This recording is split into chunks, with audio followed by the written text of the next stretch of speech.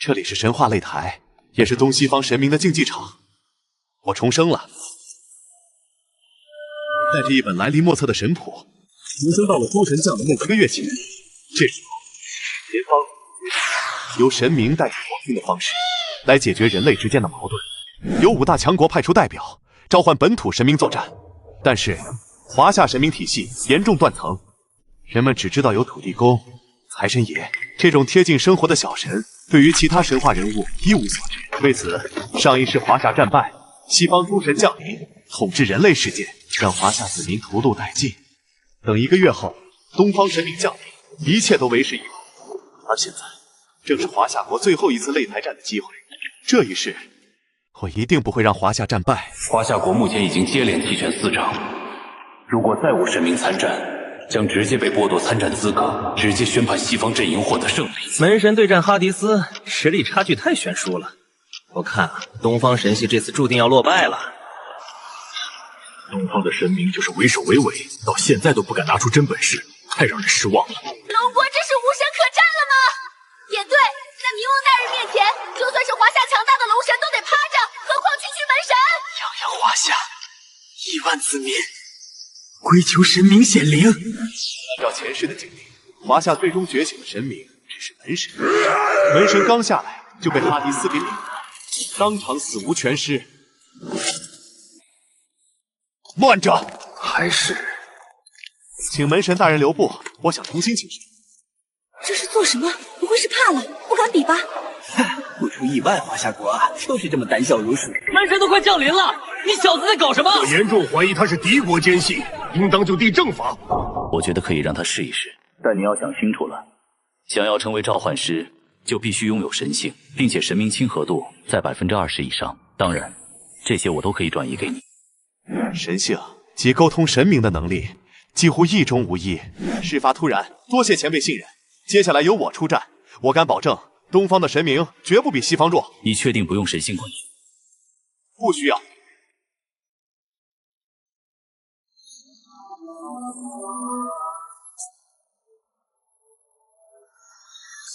天哪！10道神环，100神明亲和度，不，这不可能！神性100%，这不就是神明本身了吗？大家不要慌。 神性只能代表亲和度，没有神格神奇，他依旧是凡人之躯。召唤师再优秀，也得有神可召啊！华夏国新任召唤师你好，请呈上您的神谱。每位召唤师除了拥有神性，还得自带神谱上台。每个回合会刷新5个名额，由召唤师进行选择。对于各国来说，神谱并不是什么秘密。龙谦手上的神谱一共记载了80多个神明，全都是土地公这样的地仙。 自从我重生之后，身上就多了这一本神谱。华夏本就有无数神明，只可惜神系缺失，华夏国人根本不知道他们的存在，所以无法对这些神明进行召唤。我的妈呀！谁家神谱是用书来记的？假的，绝对是假的。如果华夏真有这么多神明，就算每场都输，一个一个上都能耗死我们。 我觉得人海战术对华夏国来说是个不错的选择，但是神界的小兵也能算是神明吗？神明以神力分级，各国有不同的分法。譬如华夏，成仙者可被封为神明，共计5等，1等为圣人，又曰混元大罗金仙，诸如三清、女娲等。往后即是准圣、大罗金仙、太乙金仙、真仙、玄仙。而西方分级就简单粗暴了，从低到高，依次为321级神器。 主神、神王，苏明，你的神谱是哪来的？总不能是自己臆想出来的吧？算了，我还是不解释了。总不能告诉他我重生了，莫名其妙就带在身上了吧？神谱准备就位，请双方召唤师选择召唤神明。神光出现了！天哪，苏明手里的神谱居然是真的！武圣关羽，我们华夏有这位尊神吗？ 还有秦王嬴政，千古一帝。华夏何曾有过这样一位皇帝？是我记忆混乱了。这个我知道，执掌人间生老病死的城隍爷，虽然和土地公齐名，但战力却要高得多。不用想了，就选他吧。是啊，起码是个神。再看那所谓的皇帝和武圣，这种因为生前功德圆满，死后化为神明的，由人转神的神明，注定比不了原始神。虽然是很漂亮，但一看就是花瓶啊。不得不说，华夏国虽然一个能打的神都没有，但好看的神却不少啊。比如那2位仙子就很不错。我已经做好选择了。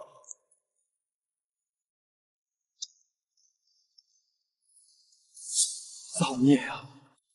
好好的城隍爷不选，你选个凡人之躯，这下彻底完了。后世子孙苏明，携赤诚之心，叩请华夏始祖皇帝显圣，为华夏子民出战。呼唤阵。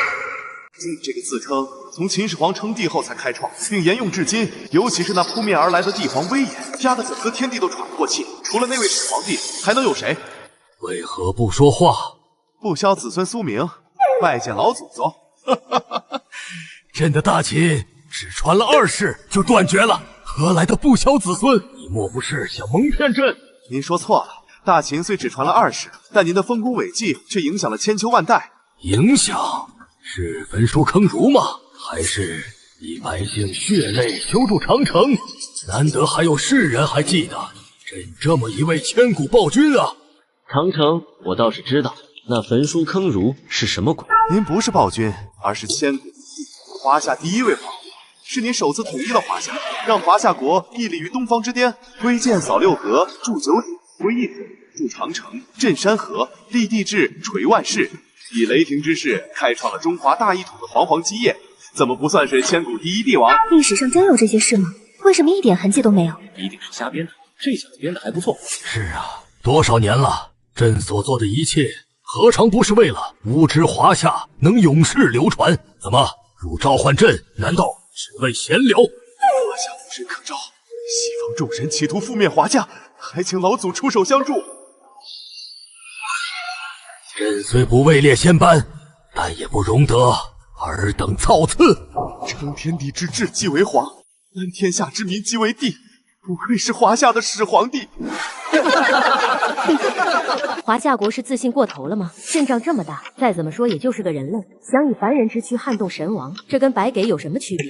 这个始皇帝不会还不知道，一旦战死擂台，现实中也会跟着死亡吧？也不知道要是知道了，会不会吓尿啊？多说无益，看我怎么秒了你们的始皇帝冥王大人！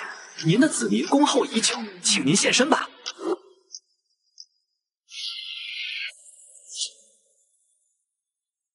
可惜杀鸡用牛刀，有损我冥王威严啊！华夏国人就是这样，总爱幻想一些不切实际的东西。想要以人类之体比肩神明，小说看多了吧？请召唤师退出神台，本裁判再重申一遍：神话擂台一旦开启，没有任何方式终止，直至一方神明陨落。如果您介意这个规则的话，不死不休的战斗有趣。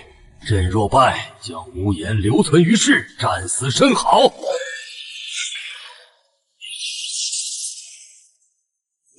人类，没想到你已经傲慢到胆敢挑战神明的地步了。既然你已经知道战败的结局，为什么还要来送死？犯我华夏者，神亦当诛。我想换个对手，挑战华夏最强大的神明，而不是一个人类。很抱歉，冥王哈迪斯大人，神话擂台由天地秩序守护，您无法凭借自己的意志挑选对手。也罢，虽然很无趣，但我还是想看看人类的战斗方式到底有多。疆土之内，吾尔等名不全笔，立锥之地。什么？他正面接住了冥王的血毛，一定是冥王大人故意没用力，先让他以为自己有一战之力，然后再慢慢摧残他的意志。人怎么可能会胜过神？人皇在世时受天道庇佑，就连创世神都不敢直接对人皇出手。人皇的地位可丝毫不比神明差。对朕不敬的人，下场只有一个，你也一样。我从你身上感知不到神力，却感知到了一股气在流动，丝毫不比神力弱。能告诉我是什么吗？我华夏先民顺可应天道，逆可背天而行。谁说人定要屈于神之下？是很不错，只可惜本神王拥有不死之躯，你的表演也就到此为止了。这才是冥王本体，冥王大人要下杀手了。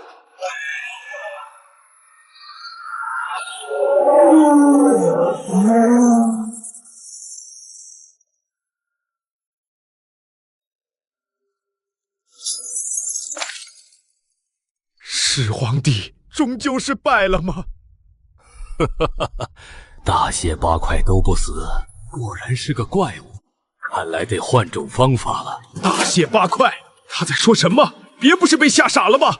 冥王大人哪有？快看，冥王身上好像真有裂痕。哼，确实是有几分本事。人皇，你很强，值得我的认可。朕不需要任何人的认可，朕之所指，即为王土。金光大道，金色传说，这是只有帝皇才能开辟的黄金路。很好，这才配让我拿出全力，死亡之欲。秦始皇的肉身在崩溃，胸口的伤是不可逆的。始皇凭的是不屈意志。始皇的生命力正在急速流逝，难道我真的错了？如果不是我，这个千古一帝也不至于落得如此。别担心，朕这一生还从未有过不可战胜之敌。来战！血，老祖宗他！不要再打了，这一次我们认输！不要再打了！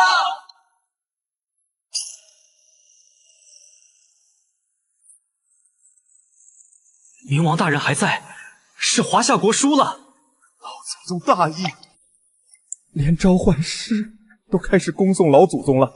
看来我们还是输了。至少这一战，我们输的并不憋屈，全体起立，恭送我们的老祖宗。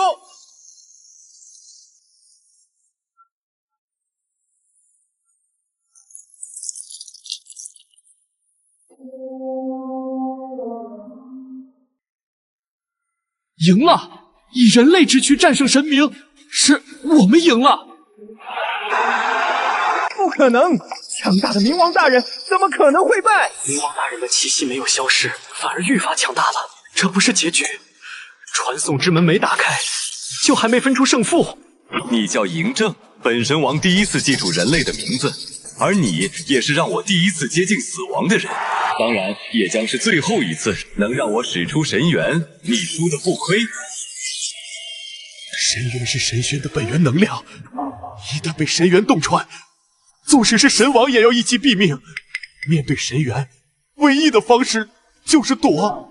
可是始皇现在的情况，怎么可能有力气躲避？战意！天哪！我从他眼里看到了战意，都这个样子了，他居然还要为民而战。华夏何德何能拥有如此帝王？朕尚可一战。华夏子民看好了，你们的王即将惨死，你们这群懦弱的凡人又能为他做什么呢？我忍不了了，去他妈的神明之约！即日起，我华夏国退出神话擂台，直接向全世界宣战！龙战，你疯了吗？以我们目前的国力，怎么是联军的对手？就算最后打赢了，也阻止不了神明复苏的进程。难道你还想用大炮去打西方诸神不成？那要怎么办？我们身为华夏子民，就眼睁睁看着擂台之上的老祖宗随时可能饮恨西北。老祖宗还有救！诸神的力量并不是无穷无尽，信仰之力才是他们力量的补充。冥王哈迪斯拥有不死之身外，主要是接住了冥界亡灵的力量，于是可以源源不断的补充。磨磨唧唧的干什么？快说！只要能救老祖宗，还等什么？老祖宗乃华夏第一位皇帝，统御亿万子民，如今为护国而战，自然也能用汲取华夏子民的血脉进行续命。用寿命去救一个只存在于神话中的人，怎么可能会有这么蠢的人？简直和同我们争夺文化一样不自量力。华夏国能坚持到现在，已经在众人预料之外，到此为止也并不让人遗憾。放空心神，只需默想老祖宗的身影，就可以献出自己的寿命。如果没人愿意，就由我来做第一个。华夏国这群人是疯了吧？竟然真的愿意付出自己的寿命！据说召唤师的寿元最为精准，能以一敌万，是最该献祭之人。哼，显然这是个贪生怕死之徒，才20多岁就怕死了。朕乃君王，当立于万民之前，又怎能吸食你们的血气？你们的心意，朕心领了。不孝子孙，快住手！他这是在献祭自己的神性，并且是100%献祭。献祭完成后，就算最后不死，也会成为一个活死人。这才是我们的决心！华夏必胜！只有神性100%的召唤师才可能插手擂台。这一战，希拉怕是要输。不过这样也好，神性100%的召唤师绝不能任由其发展。100%的神性，始皇也许会因此凝聚神格，但我就算不死，也别想再开口说话了。这样也好，我宿命重活一世，相对于前世的碌碌无为，这一世总要留下些什么。收好你的神格，替朕好好守护华夏。就算是要献祭，那也轮不到你们。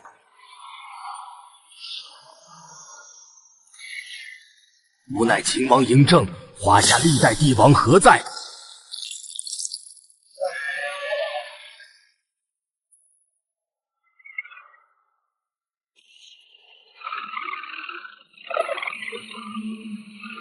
皇权霸业，尽归尘土，龙魂不灭，神魔叩首，这才是千古一帝。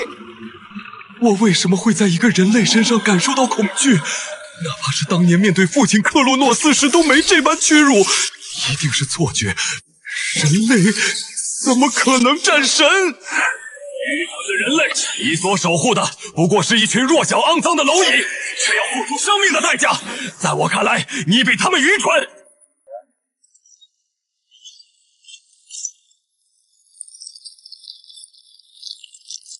就能跟神王打到这种地步，华夏的神明怎么可能会如此强大？倘若老祖宗坐拥神位，恐怕会超越神王。不一定，神位反而会成为帝王的树。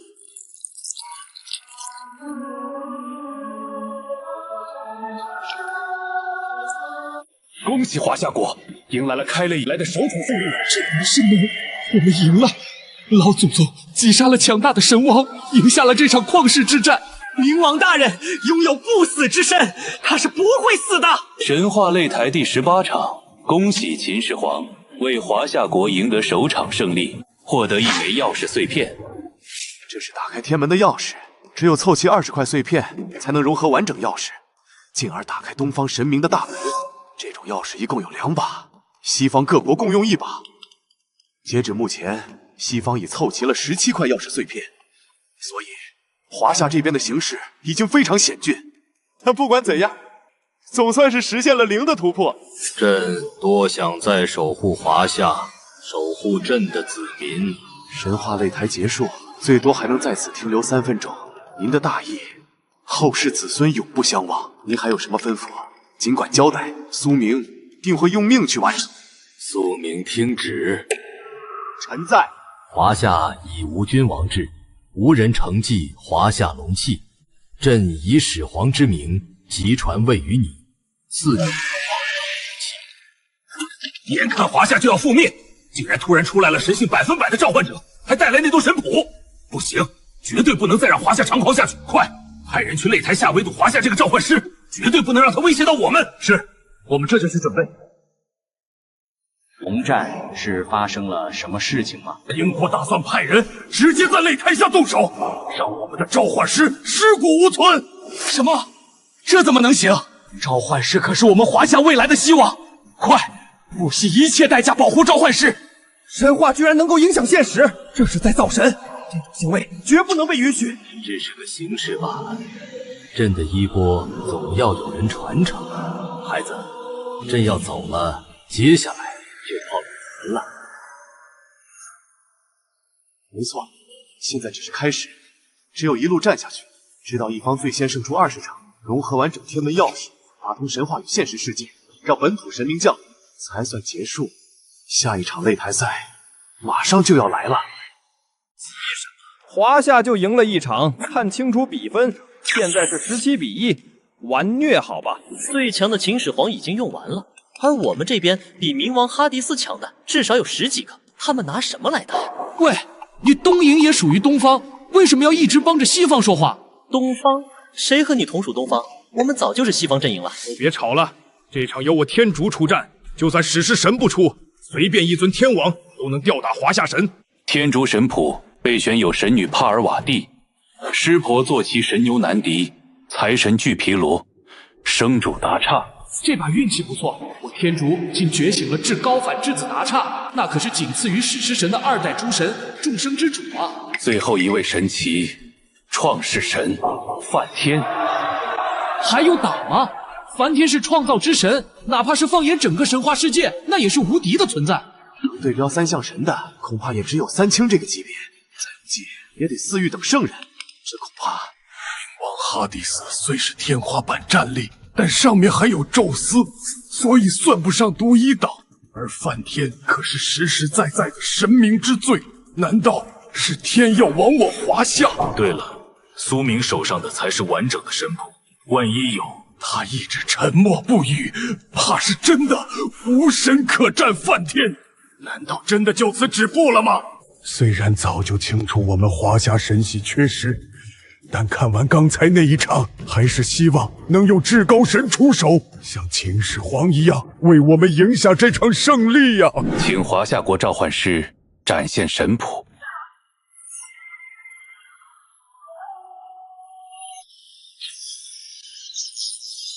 这是原本神谱上就有的小神，几乎没什么战力。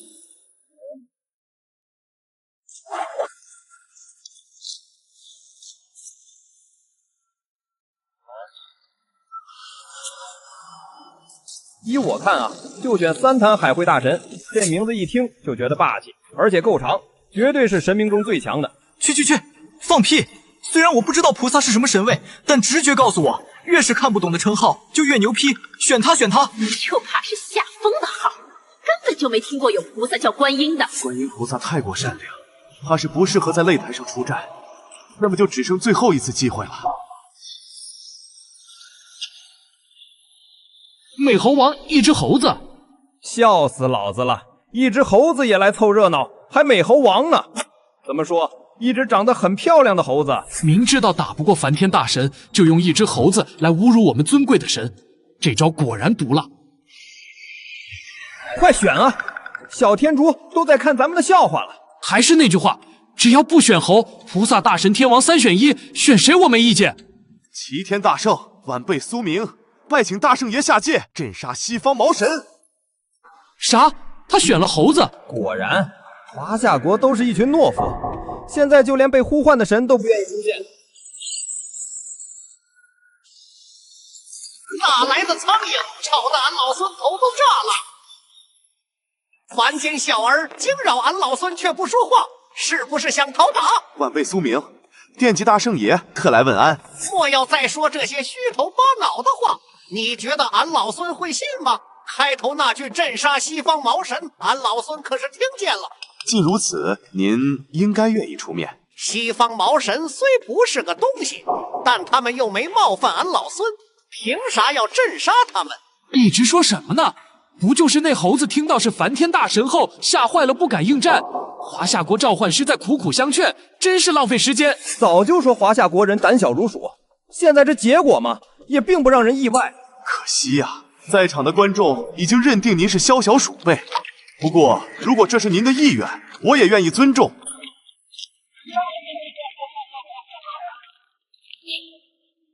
你就这么走了，不打算争取一下？也许俺老孙心情好，一棒子就过去了呢。找到了，终于找到了！我翻遍了华夏神系所有以猴为本体的神明，终于找到了一个，是一头白猿成精，生在眉山脚下，取名猿红，后封神4废星。很可能孙悟空是他的另一个名字。铁定是他！猴子成神何其之难，能有一个就不错了。所以他是神猴。好歹是个神，但是神和神之间的差别可以比拟荧光皓月。梵天可是创世神级别的存在，其余诸国都有创世神，唯独华夏神系不明，迄今为止都不知道有没有创世级的神。华夏千百万年的传承，千万不能断在我们手里啊！华夏连创世神都没有，说不准华夏子民其实是我们的创世神联手创造出来的，只是不知道怎么分出去罢了。完全颠倒是非，是你们笑我们华夏才对。那你拿出证据啊！你们华夏有创世神吗？你们华夏废话就是多，一只猴子竞这么大的排场，白白浪费我们10分钟，晦气！俺老孙再问最后一个问题，只要你回答，俺老孙就答应出战。你问那位西方神与如来那厮相比如何？有过之而无不及。您若出战，十死无生，剩下的一缕气机，我看不透。好一个十死无生！可惜俺老孙从来都不信命。花果山美猴王齐天大圣孙悟空来战！天边傲来齐先生，不识西天斗战佛。西方毛神，你孙爷爷来了，还不快快下来受死！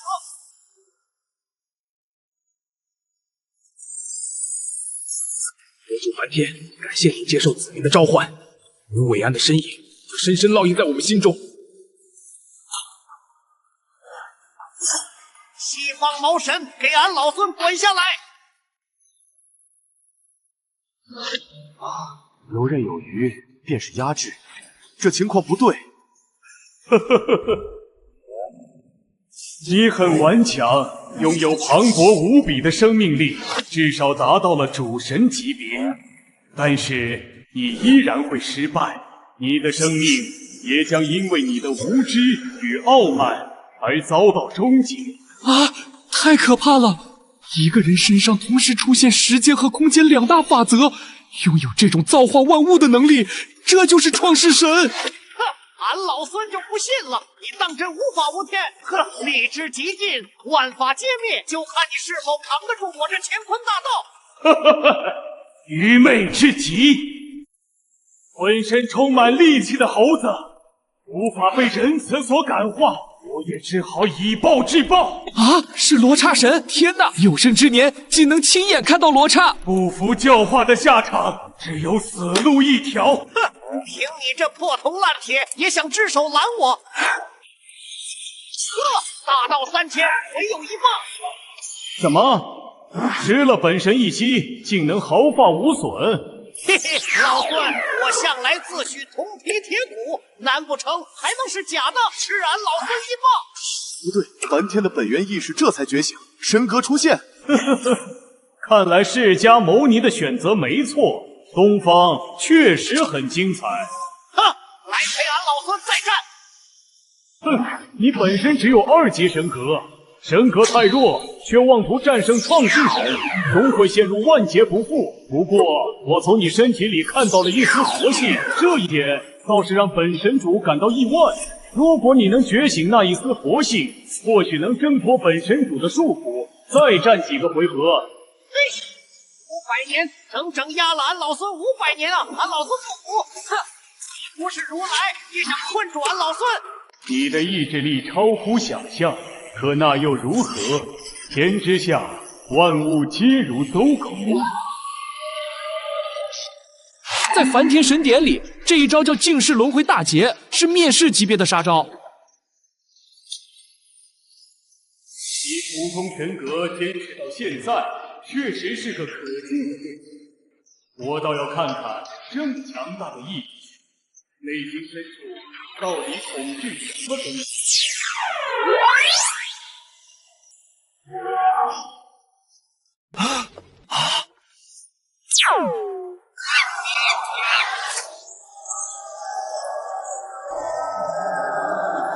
啊！原来苏明的神谱都是真的，我们华夏并非无神，只是神迹不显。别慌，你没看到那儿，整个天庭被一只猴子搅得天翻地覆，所以那些神仙都只是个摆设，低级神罢了。快去请如来佛祖！如来佛祖，佛陀的祖先，我靠，这太顶了！一时无法想象是什么级别的大佬。释迦牟尼，真的是你？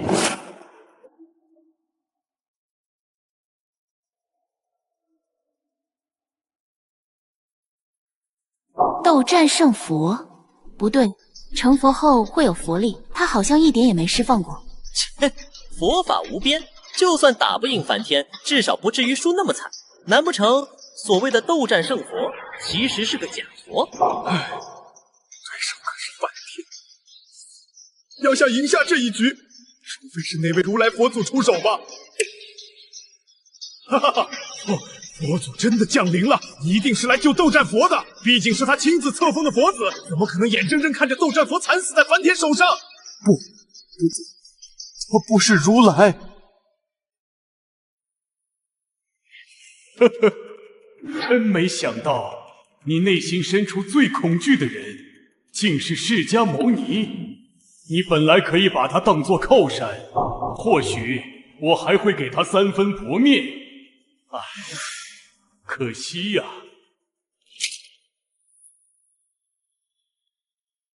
这五指山和如来的五指山不同，后者只是镇压束缚，而前者却是毁灭，绝对不能任由五指山落到大圣身上。哼，你不该在本大圣面前提那如来，更不该变成他的模样。啊，太恐怖了！意志真的能够创造奇迹？难道大圣是觉醒了体内的佛光，化身成斗战胜佛了？应该不是，气息跟之前一样，只是更强了，完全没漏佛气。佛祖是慈悲与智慧的象征，普度众生，大慈大悲。为何这只猴子好像很痛恨佛祖？如来，俺老孙忍了你1000年，1000多年呢，今日不用上灵山，就拿你那封讨点利息。你这猴头，劝你皈依我佛，你却冥顽不灵，我就便收回你的金身佛法，将你变为石猴，肉受风吹日晒。不相信，当真不可战胜吗？除了我，没有谁能真正不死。我很好奇，要是把你的心给挖出来，你还能活多久？创世神创造生命，赋予了太多不死之躯，却留了一个共同的命门，那就是心脏。难道梵天是想……不要！石猴子，石头心，难怪你的命会这么硬。师傅，是你吗？你来接徒儿了。徒儿连个假如来都打不过，又怎说替你报仇？大圣这是什么意思？佛祖是假的？不，一定是误会。佛祖怎么会害他们师徒？肯定是刻意抹黑。神佛之事，凡人本就无法评说，难道真的没有办法了吗？释迦牟尼，说来你要感激我，为你除掉一名心腹大患。难道这就是我们的最后一场比赛了？西方只要再赢一场，要是就集齐了。是啊，西方只要再赢一场，结局将重蹈覆辙，皇上子民百不存一。难道我还是无法改变这样的历史？我不相信奇迹会迟到，但永不会落空。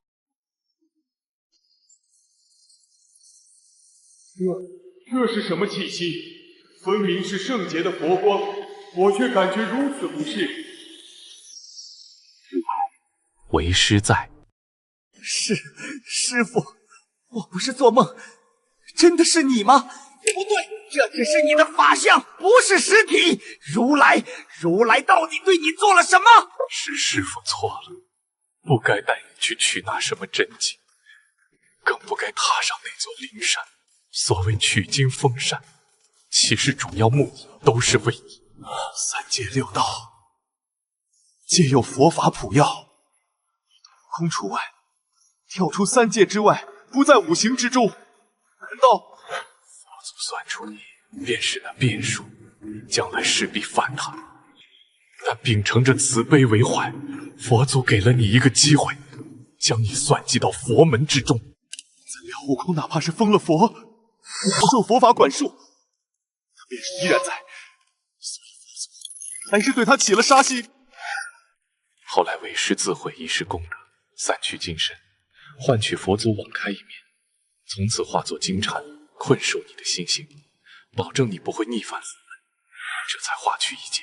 师父，如来老贼，若俺老孙不死，势必让你尝尝轮回炼狱之苦，势必。我听迷糊了，难道佛祖真的是反派？哪有什么反派不反派的，人不为己，天诛地灭罢了，连佛也不例外。地位越高，就越不容许威胁自己的存在。好一对师徒情深，只可惜天底下的生灵，无论是人是佛，终不过眼云烟，只有大天得以永恒。这一战也该结束了。休要伤我徒啊！有你这句话，悟空死而无憾。是，在最后做一件事，以后的路该你自己走。若天界不容，便去找你的师父菩提老祖吧。但无论在哪，为师一直都在。师父，总说我滥杀无辜，但念在师父肉眼凡胎，我没放在心上。其实俺老孙不服，一个凡人和尚怎配当我齐天大圣的师父？直到这个小和尚亲手为我织了一块披挂，让我感受到温暖。讲出世间万物既定的形态，是为超脱。石猴落泪，大圣终究是超脱了。我乃齐天大圣孙悟空。恭迎齐天大圣回归。我有种强烈预感，这一局可能要赢。这可真是史诗级大战，创世神陨落，一定会轰动整个神界吧？梵天大神，恳请您祭出全部实力，不能再拖延下去了。低贱的生物，怎么可能一反弑杀造物主？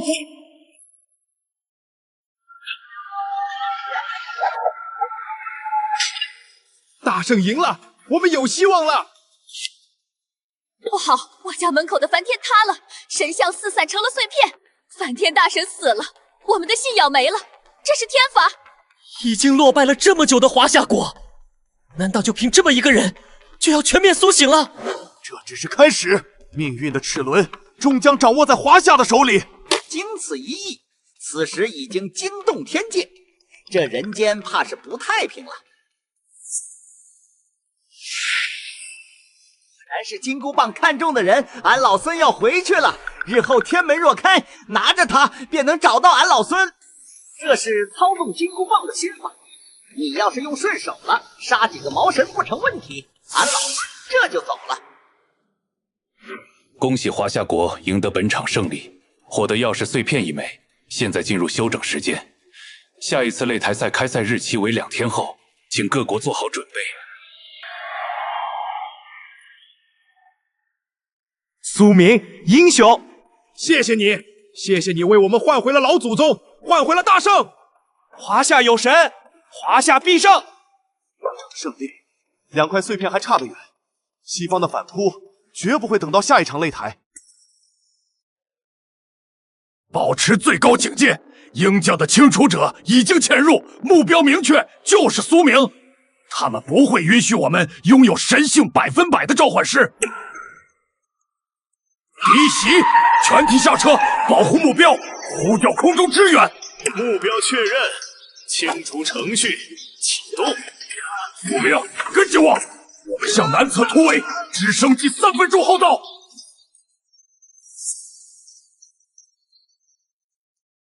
啊，这是黄道龙气固体。什么？这是大圣留下的基础心法。至刚至猛，力破万法。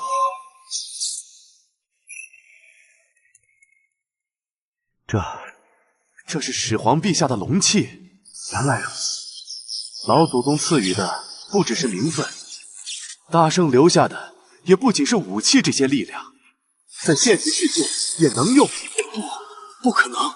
神话擂台的力量怎么能带到现实，还能被凡人驱使？情报有误！撤！必须把这件事报。想走？问过我没有？龙气护体，心法催动，这些能力不仅能用于召唤，甚至本身就能通过修炼不断变强。是不是当力量足够强大，无需召唤，我也能战胜神明？哼！无耻之尤！擂台之外公然刺杀我方召唤师，这是彻底撕破脸了！我们必须做出最强硬回击。龙帅，冷静，愤怒解决不了问题。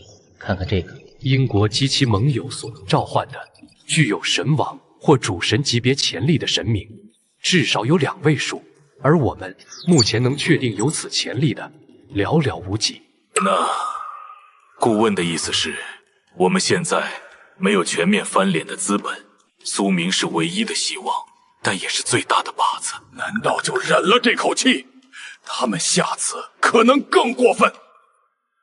忍，当然不，但要讲究策略。擂台依然是主战场。哼，废物！失败了不说，还损失了一个队长。重点是，这个苏明他在现实世界使用了神话力量，这打破了我们之前的全部认知。这意味着什么？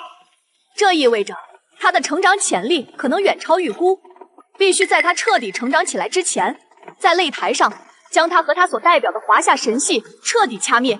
下一场，我们强行干预擂台，亲自下场，务必将华夏刚刚燃起的希望之火，连同那个苏明一起碾碎在擂台上。舆论上，哼，胜利者书写历史，只要赢了，过程不重要。我们要让全世界看到，谁才是神明真正眷顾的国度。休整时间结束，今日第一局由英国对战华夏国，连着输了2场无所谓，我们会出手。狮神布拉基，婚姻之神西弗，神将伊瓦尔迪，邪神洛基，雷神索尔。雷神索尔战无不胜，虽不是神父级，但战力绝对不弱于梵天。华夏已无齐天大圣，还有谁能挑战索尔？接下来，请华夏进行换神。我靠，大帝，这名字一听就相当炸裂。这把运气不错，在神格上，风都大帝一点也不弱于雷神索尔。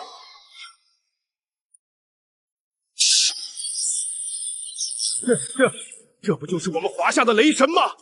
雷神对雷神，怎么样？切，用你们的雷神吧，否则你们华夏没有任何胜算。觉醒的4位中，目前最强是丰都大帝，只剩最后一位神明，不知道能不能给我一个惊喜。须菩提出现的名字被替换，难道神界某些逆天大能是可以强行觉醒的？雷电之神，你的子民将以最虔诚的祷告迎接您的降临。等等，那是什么？是神王光环。年轻的索尔大人已经晋升神王了，英国必胜。东方神好大的架子，竟敢让本神王先到，不可饶恕！华夏后世子孙苏明以觐见高天上圣之礼，叩请菩提祖师下界。华夏是不是搞错了？派个老头下来，不会是想道德绑架我家雷神吧？我听说了，他们的老人经常干这种事，比方说故意倒在地上，一旦有人过来扶，就说是他撞的，没200起不来。不是天竺神，你走吧，伤我徒儿的不是你，贫道不想伤及无辜。祖师爷，任何人都无法篡改神话擂台的规则，任何神明只有1次挑战机会，中间无法更换对手，所以好了，贫道明白了。老头，上一场你家猴子赢了，那是因为没遇到我，否则他就是半天的下场。雷神之锤在蓄力，只要雷神之锤蓄满18层，任何神明都扛不住一锤。不可能！我的雷神之锤经过重新锻造，比之前强大100倍，怎么可能被你一只手就？好恐怖的实力，他到底是怎么做到的？如果他不死，等神话入侵，又有谁能限制他？不，雷神大人，我相信这不是您的极限，您一定要挺住啊！为了我们英国的荣誉而战。我承认，你的作战方式很特别，但这样就想战胜我，那是不可能的。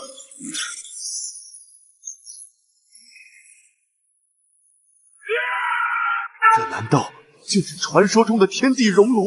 你道行太浅，空有一身蛮雷，难成造化。啊！怪物，这根本就是怪物！你已经赢了，还想干什么？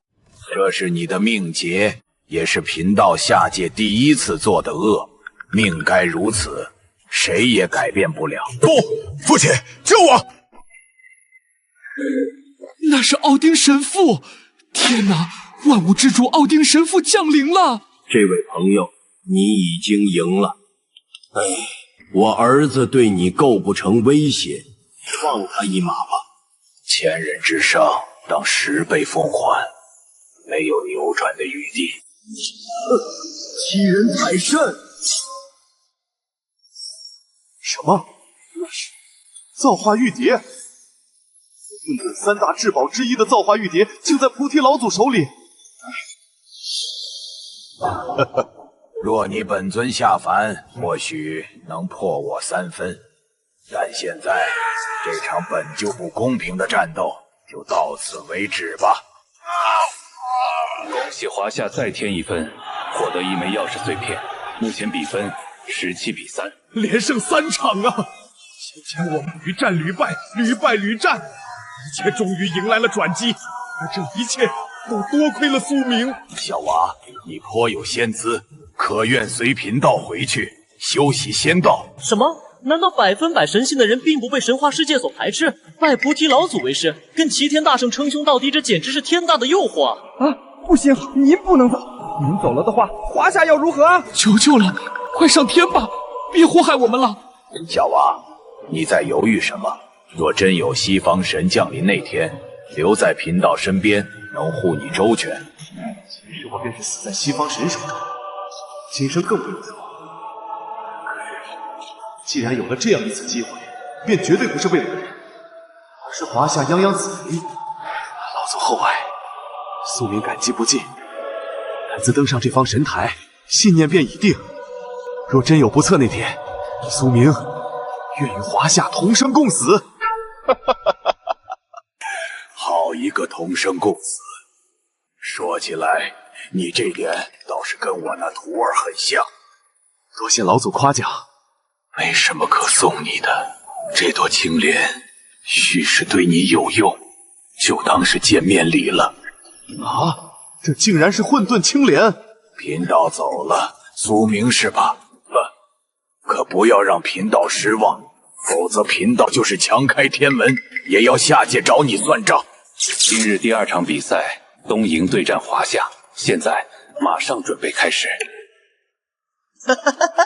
又看到我女神了，不仅颜值高，手中的神谱也是强大无比。华夏这次输定了。哼，等了3场，终于等到你了，华夏国英俊的召唤师。苍井小姐，请注意你的仪态。裁判大人，我是不是有权请求让华夏国方先刷新神谱？是的，西方阵营每4场战斗会有1次候选权利，您要行使这次机会吗？没错，让他先选。好的，请华夏国召唤师放置神谱，并按下通灵手印。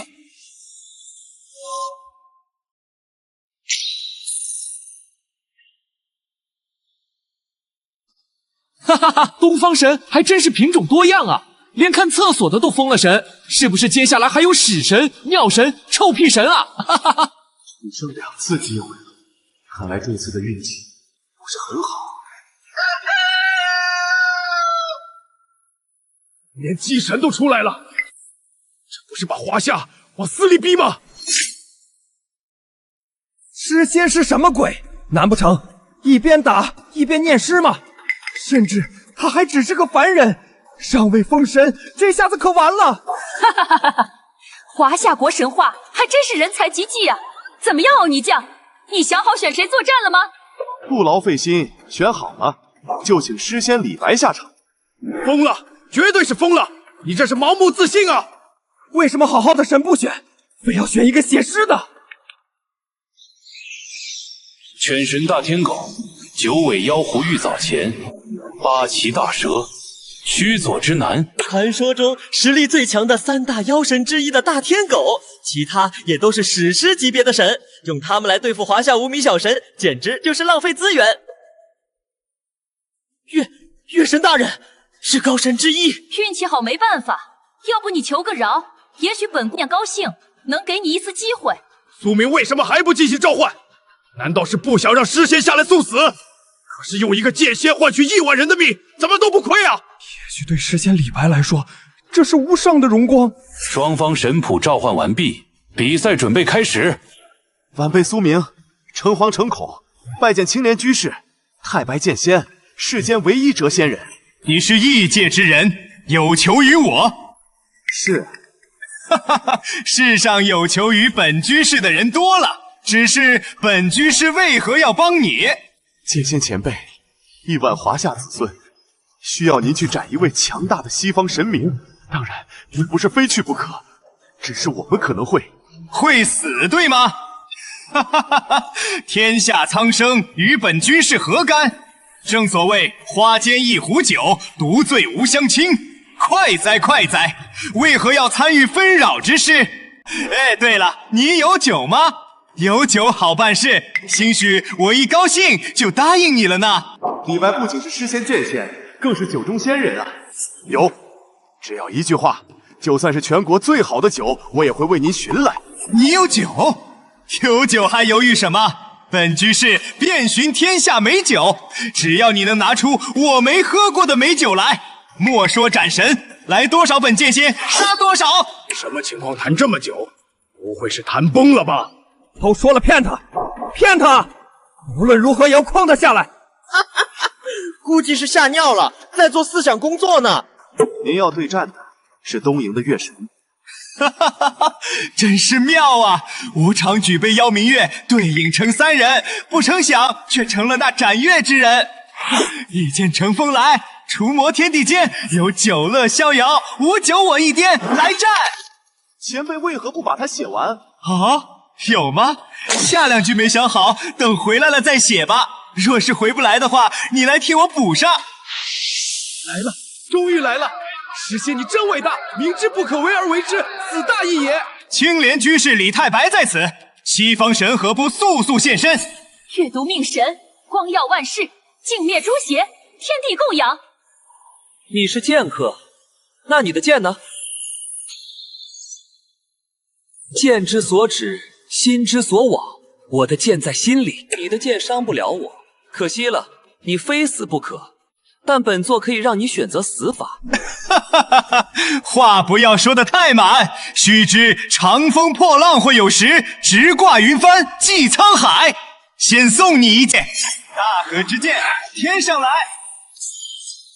我说了，你的剑伤不了我，也碰不到我。也对，要是这么容易伤到你，就不是高高在上的月亮之神了。接下来，你打算怎么做？你我之间唯有一剑，再来。这一剑有个好听的名字，叫青莲剑歌。的确很美妙。阅读，多好的一张脸啊！要是能永久保存，应该是件很美妙的事。前辈，酒来了。这是什么酒？是国酒茅台。好啊，好酒！李某尝遍天下美酒，却未尝品过如此醇香浓烈的酒。世人皆知我是剑仙，殊不知我写诗也写出了天人境。剑可伤人，诗亦可伤人。凤兮凤兮归故乡，遨游四海求其凰。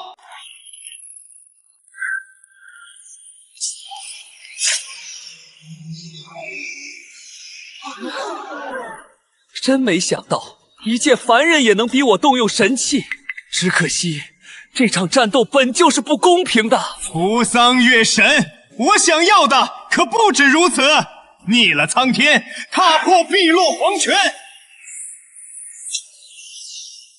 我明白了，诗仙的每句诗后都倾注了法天象地之力，所以每次演出法随都能幻化出诗中对应之物。他还是人吗？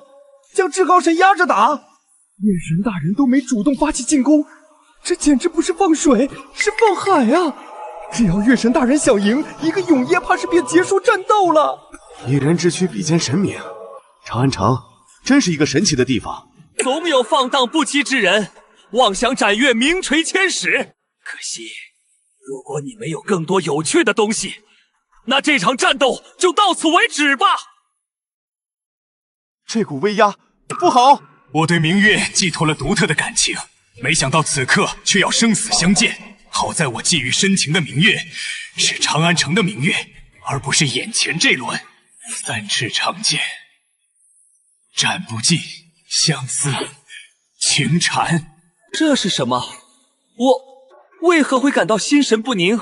在浩瀚如星海的太阴之力面前，人的力量就如沧海一粟。唯独情之一字能创造奇迹。诗仙的智慧果然举世无双。世间文字8万个，唯有情字最杀人。月神，这是中了情伤。我本纯洁，你竟敢对我泼洒肮脏之物，不可饶恕！只有杀了你，才能抹除我心中的污秽。终究还是走到了这一步，看来我也要祭出最后一剑。此剑名为相思。泱泱华夏，能出此谪仙人，恒古绝今矣。运剑10年，只为今朝。李白的10年可抵万古。为什么打着打着，打出一个女帝来？我明白了，相思剑，忆相思，这是李白记忆中的人，所以李白心心念念的人是某位女帝。剑气纵横3万里，一剑光寒14州。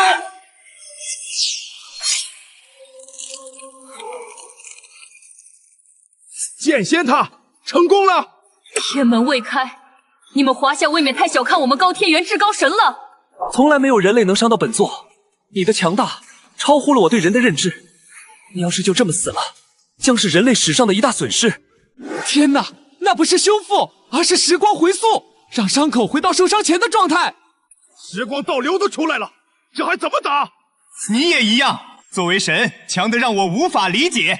如果你的对手不是我，天门怕是早已为你而开。说来说去，还是在夸你自己。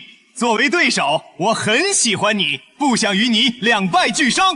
可是只有死亡，天门才会再次打开，我们都没得选。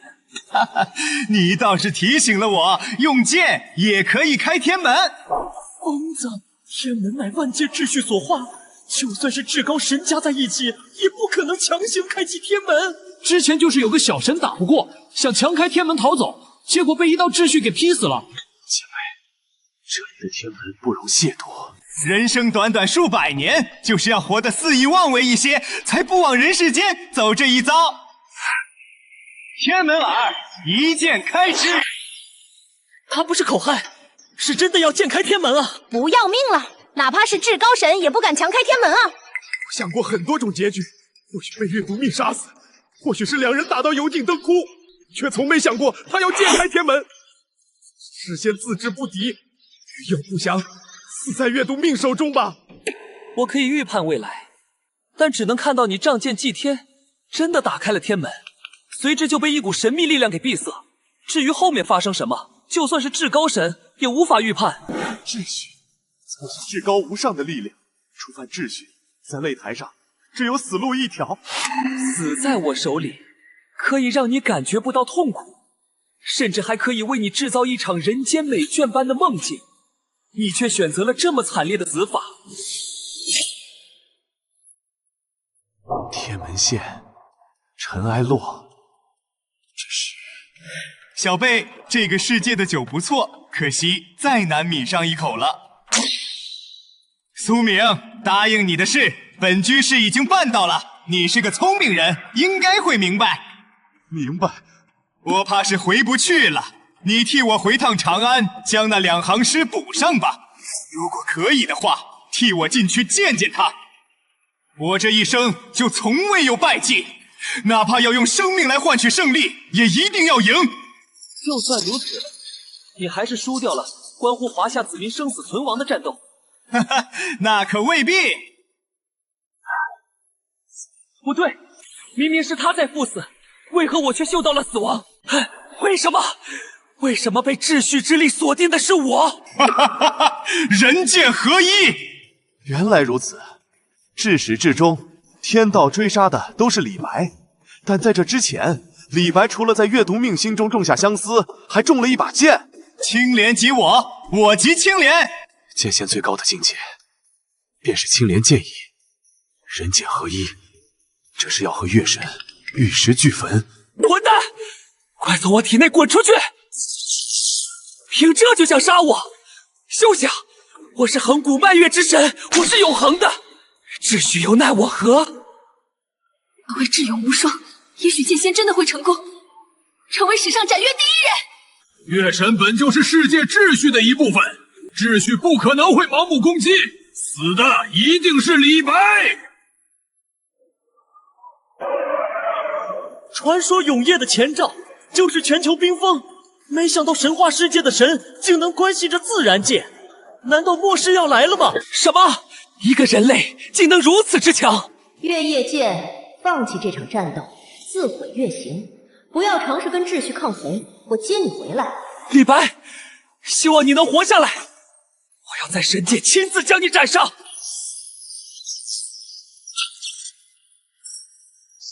樱花国的至高神，高高在上的月神，竟然选择自爆，这也太匪夷所思了。这是不是就意味着这场算他们输？生者为过客，死者为归人。天地一逆旅，鸿悲万古尘。月兔空捣药，扶桑已成新。白骨既无言，青松岂知春。生者为过客，死者为归人。剑仙没有死，只是去了另一个世界。我的天哪，怎么会这样？两扇天门同时打开，这是前所未有的情况。难道要出现第一场平局了吗？不能平局，平局的话，东西方各获得一把钥匙，西方的钥匙就集齐了。平不平局可不由得你。李白是彻底战死，月神虽神死，但元神脱离了擂台，回到神国，一死一半死。按理来说，该是西方获胜。你是西方神话降临后的结局。裁判大人，擂台之外的神明不可以出手干预擂台。刚才那一战，明显有人帮助了樱花国月神逃跑，他破坏了规则，请求予以惩罚。召唤是真男人，敢站出来揭露内幕，这算不算是在质疑裁判呢？担心。话说樱花月神不是自爆了吗？真的逃跑了吗？要是你能看见的话，那你也可以当召唤师了。苏明，你真看到了吗？如果是看花了眼，没有真凭实据的话，很可能受到处罚的将会是你啊！请问华夏的召唤师，你可有确凿证据？没有。没证据，你在狗叫什么？想污蔑我国的神，还好裁判英明，才没让你得逞。没有，但是我亲眼所见。那你看到了什么？东瀛高天元掌控者，天照大御神。他一个华夏国召唤师，竟能看到我国的神，那可是天照大御神啊，是我们神话体系的起源，世上最伟大的神明。就算天照大御神出手救了月神大人又怎样？那也是凭本事救的。亲眼所见不算证据。按照神话擂台的规则，最终活下来的一方将获得胜利。这一次，双方神明都战死擂台，平局双方都将获得一枚钥匙。李白狂妄自大，无法无天，冒犯秩序是为大不敬，应当被剥夺一切。华夏国召唤师，你可有什么异议？没有异议。没有异议，这怎么对得起剑仙的牺牲？卖国贼就这么看着西方获胜，什么都不做，你还是人吗？我很赞同谁活到最后谁就获胜的说法。所以剑仙若是没死，并且活着站在擂台上，是不是就意味着赢下了这场战斗？什么？中国召唤师到底在说什么胡话？接受不了这个结局，吃傻了。被炸的连渣都不剩了，估计连神魂都被炸得灰飞烟灭，复活下辈子吧。给我10分钟，我想申请进入擂台。天门已开，现在擂台已经无法进去，你确定要如此？我确定。神话擂台只限制神明，如果你有本事进出的话，本裁判不会对你进行阻拦。多谢。10米宽，召唤师要怎么过去？什么？他是怎么过去的？一定是受到了神的恩赐。还记得秦始皇喊他龙气吗？我当时以为只是个没用的仪式，没想到真的能让人脱胎换骨。炼气术啊，这是要封神的节奏吗？现代唯一神，这下要牛逼坏了。失败？难道剑仙真的灰飞烟灭，连一点痕迹都没留下？通灵是所有召唤师都会的技能，连秩序都宣判他的死亡，那怎么还可能回应你呢？不可能，剑仙一定还在。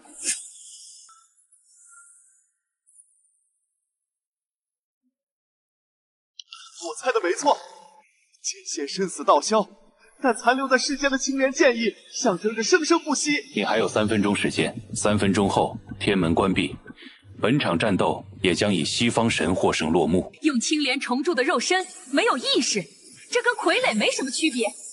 与其将他复活成没有感情的傀儡，倒不如死去。裁判大人，苏明惶恐，想请裁判搭把手。送我到神话世界一趟。疯了吧？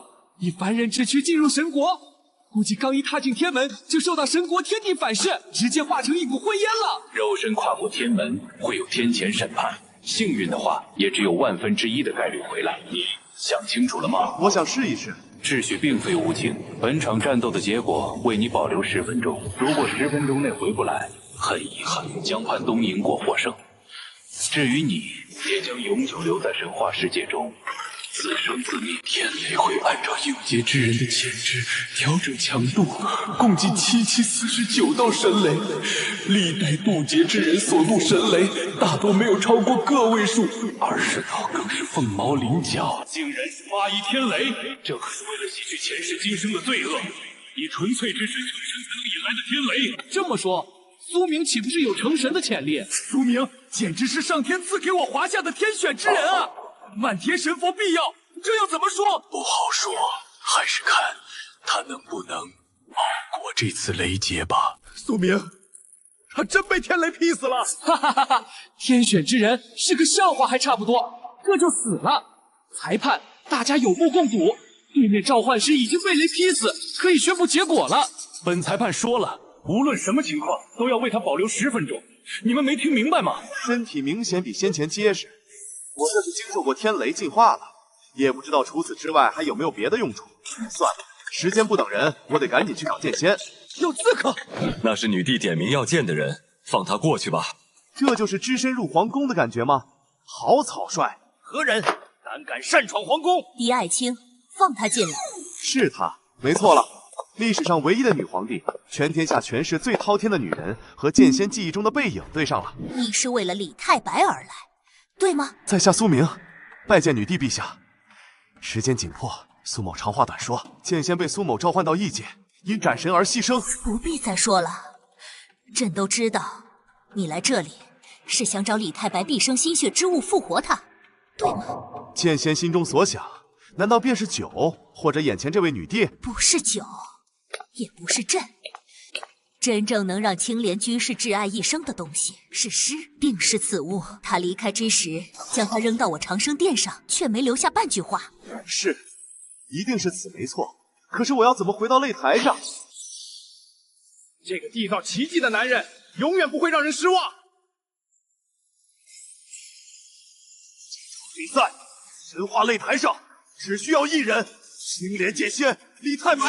神话擂台第22场，华夏国获胜，恭喜剑仙李白，为华夏国赢得一枚钥匙碎片。目前比分17比4，离最后的目标还有一段距离。为了赴你这约，差点把命搭在了这。剑仙大义，苏明以及亿万华夏人永记心底。这些虚的就算了，你小子做得不错。本剑仙20岁那年便自诩人间第一等，天下无敌手，之后变成了真。你今年多大了？苏明惭愧，正好20。20了，说不定你将是第2个人间第一等。苏明，混沌青莲，我陪不了你了，但有一点机缘造化倒是很适合你。这是……嘘，怀璧其罪。等我走后，你自然就知道了。华夏这是在造神，据说神话入侵后，天选之人可以继承神旗。这个苏明不用继承了，到时候自己就是神。不能再放任这个苏明这么成长下去了。可是我们之前派去的人，至今都杳无音讯。威逼不行，那就利诱。总之，必须要苏明站到我们西方的阵营中。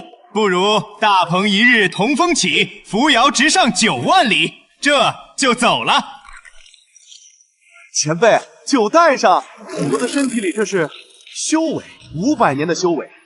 据说凡人修仙获得1000年修为便成仙，我这500年修为岂不是成了半仙？2场比赛结束，现在进入休整时间。下一次擂台赛开赛日期仍未为2天后，由华夏国对战希拉国，请双方做好准备。谁？苏明先生，冒昧打扰。我代表一些关心人类共同未来的朋友，希望能与您短暂交谈。苏明先生，能否进去谈几句关于您的未来？苏明先生，您展现了惊人的天赋，但您也看到了，华夏的神系并不完整，您每一次召唤都是在冒险。你想说什么？只要您退出华夏阵营，以中立或我方顾问的身份存在，我们将给您一个更光明、更有保障的未来。我的力量源于这片土地的血脉，源于那些为我华夏而战的先祖英灵。我不会背叛自己的灵魂，请回吧。下次再以这种方式见面，我不会这么客气了。很遗憾，苏先生，您拒绝了通往神座的阶梯。希望您在接下来的擂台上还能保持这份天真的坚定。通往神座的阶梯简直是笑话，只会是毁灭。波塞冬在前世第7个降临的西方主神，一击便毁了大半城市。这一世我不会再逃，西方神明欠下的血债，必须用他们的神血和神格来偿还。哈哈哈哈！虫国这是要崛起了不成？这都连胜4场了。本来马上就能结束的战斗，硬是给华夏多挣扎了4场。他们该不会是想连赢20场直接封神吧？这怎么可能？本场比赛由华夏国对战希拉国，请双方召唤师决定神谱。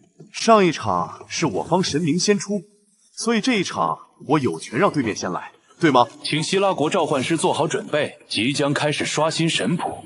主神大人，请聆听子民的呼唤。主啊，觉醒吧！为洗刷上一场的耻辱而降生。山里女神虚人克斯，激励女神塔利亚，彩虹女神伊里斯，为什么连一个能打的神都没有？不行，我不相信！战神阿瑞斯，12女神之一，这还用想吗？你肯定要选。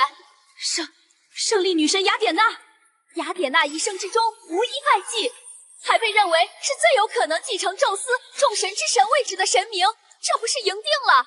和代表暴力的战神阿瑞斯相比，我更愿意选择守护之神雅典娜。希腊神话12主神，除了神王之外，最强的不是阿瑞斯，而是雅典娜。这场战怕是不好打。现在，请华夏国召唤神谱。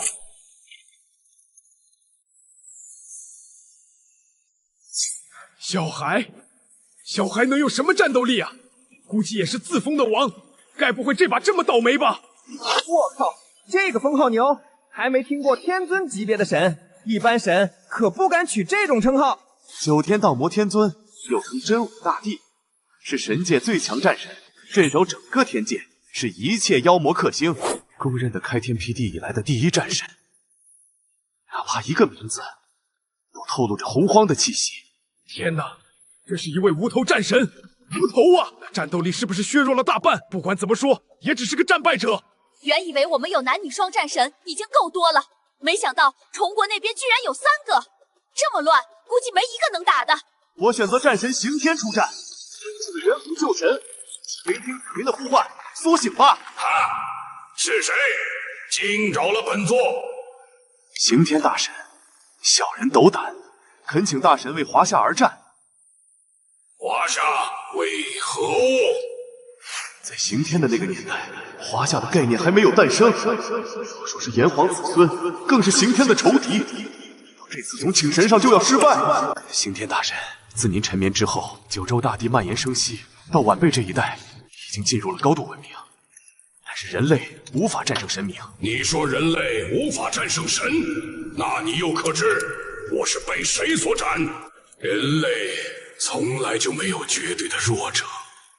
看在你是第一个唤醒本族的人，说吧，有什么愿望？本座也许能够满足你，但是你说的斩神，我做不到。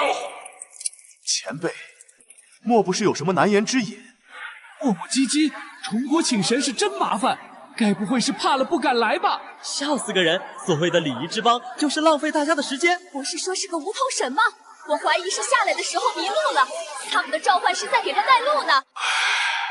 本座离不开这长阳山，自然没办法满足你的愿望。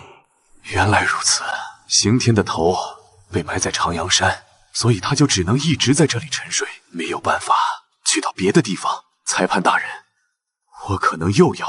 很抱歉，苏先生，已经为你破例一次，让你进入神话世界，不会再有第2次。华夏国召唤师，你以为神话擂台是你家开的？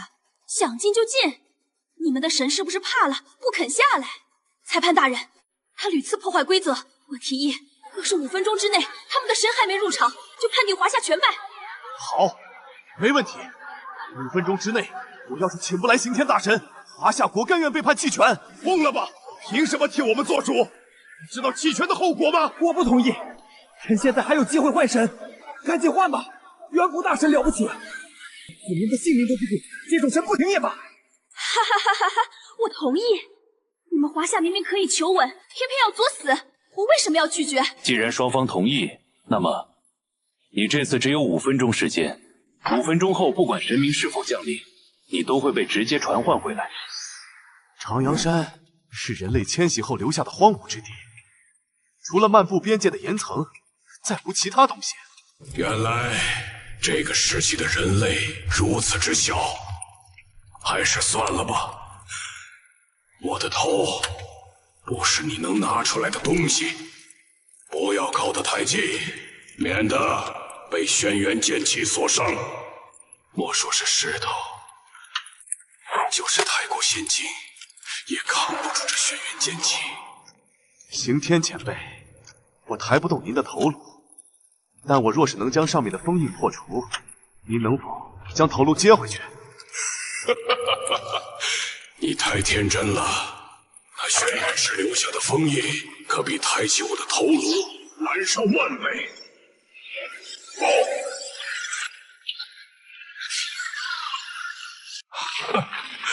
孩子，你这是何苦？轩辕剑，轩辕石，10000年前的大战还未结束，速来受死！刑天大神，是我。不可能！你怎么能破解轩辕剑阵？除非是姬轩辕本人，这世上没有谁能够。难不成你是姬轩辕的转世？不对，姬轩辕作为3皇5帝中的5帝之首，早已是不老不死之身，又何来转世之说？你到底是何人？神剑认主，何况是神剑轩辕？一旦强行收服，轩辕将会自会化作粉尘。这小子果然不一般。刑天大神，我的时间不多了，此件事情往后再跟您解释。也罢也罢，天命如此，那本座就随你走一走吧。出来，走吧。再不走，估计就走不了了。都别提，等本座报了，回来再战这片天地。哈哈哈哈！马上就到5分钟了，中国的召唤师还没回来，果然是他们的神怕了。中国从人到神都是这样的懦弱无能。陛下的神迟迟不出现，就我先来换神。一名敬仰的伟大女神，请让您的圣光照耀这片大地吧。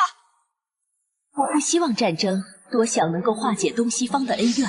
可事已至此，不战而胜，或许是最好的结局。召唤师，你快回来吧！再这样下去，我们可真的要输了。谁说这场比赛你会不战而胜？回来了！召唤师带着刑天大神回来了。刑天大神出场方式这么炸裂的吗？你便是那西方毛神。东方神明，我从你身上感受到了非常浓烈的战意。你我都是战神，但战争的意义从来都不是为战而战。没有人能够定义战争，因为从你拿起武器应战那一刻，你就是战争的罪魁祸首之一。战斗是一切战争的源头。你既然信仰战争，那我就只有将你斩杀于圣枪之下。没想到2大东西方战神竟是为了所谓的理念而战。希望你能扛住这一击，它叫干旗之舞。破坏者，守护者，光明不灭，唯我永恒。来了，最后决胜的一招。我不是在做梦吧？被捧上天的不败战神雅典娜被一击击毙了。在我刑天面前，只有战死的对手，没有逃跑的敌人，所以战死才是你最好的归宿。不强的压力，该死！他到底是什么怪物？不急，本座会给你足够的时间释放最极限的力量，才不辱没你西方战神之名。一定是幻觉，对不对？我们的女神怎会落入下风？无力回天了。这场战斗本就是不公平的。公平？现在才来讲公平？前面实际上怎么不说？现在轮到你们这就说不公平，真是有够恶心的。的确如此，这场战斗至始至终都是不公平的。你能做到这一步，值得本座重视。本座不会让你死得很难看。以后从缔结契约那一刻起，我就已经做好为信念而死的准备。雅典娜女神庇佑亿万子民，建立无数功绩，不应该是这种结局。那我华夏帝仙，诸多以功德正道的小神，哪个不是受尽百姓爱戴，就活该去死吗？从来都不是神话擂台的免死金牌。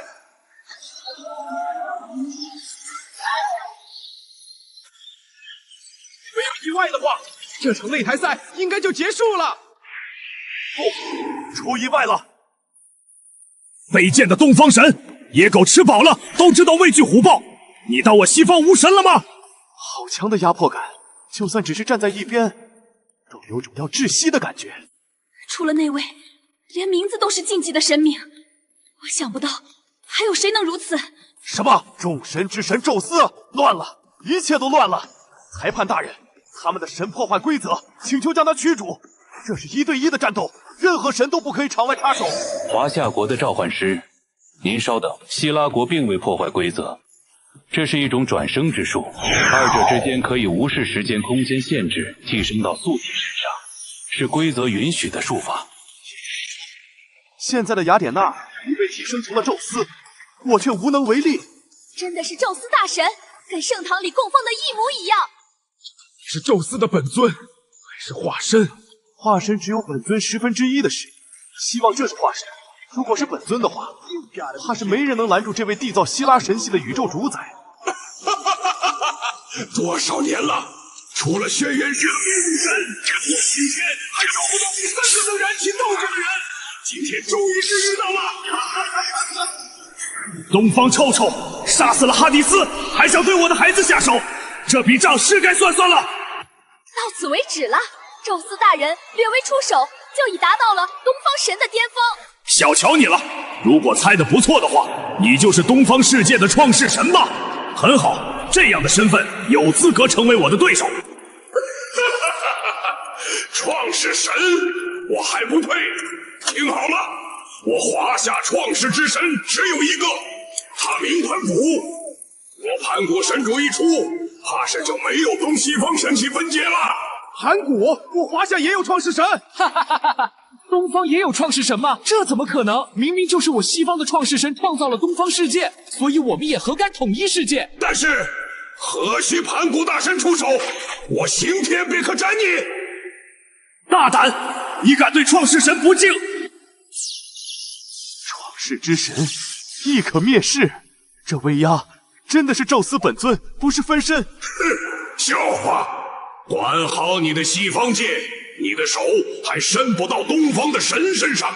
宙斯为何一直不曾挪动？难道是雅典娜的身体其实承载不住宙斯的威压？没想到区区人类也有能看穿本尊的人。不过，你不会以为本尊到此就要失败了吧？难道？哈哈哈哈哈！本尊这就将本体化来，到时候谁还能拦住本尊？若宙斯真神降临，那这一战将被升格。那是什么？天门吗？天门怎么在宙斯手上？难道创世神已经强到可以无视秩序了吗？没错，就这样，相信自己的选择。哈哈哈哈哈！大家快做好准备，恭迎宙斯大神！3、2，你还不错，能死在本尊的手上，也是你的荣幸。1，不好，这世界上竟有力量能让我感到恐惧。宙斯，你蔑视法则，现将你遣返回去，不要做出无谓的抵抗。西方卯神记好了，你也只配跟本座玩玩。迄今为止最强碰撞，没有之一。华夏盘古刑天，等东西方界门打开，我宙斯一定要让你们付出惨痛的代价，一定！很遗憾，你的命运仍然无法改变。女神她怎么了？好像不太对劲。宙斯虽然走了，但是强行带走了雅典娜的神元，或许再过100年，雅典娜便又能现世。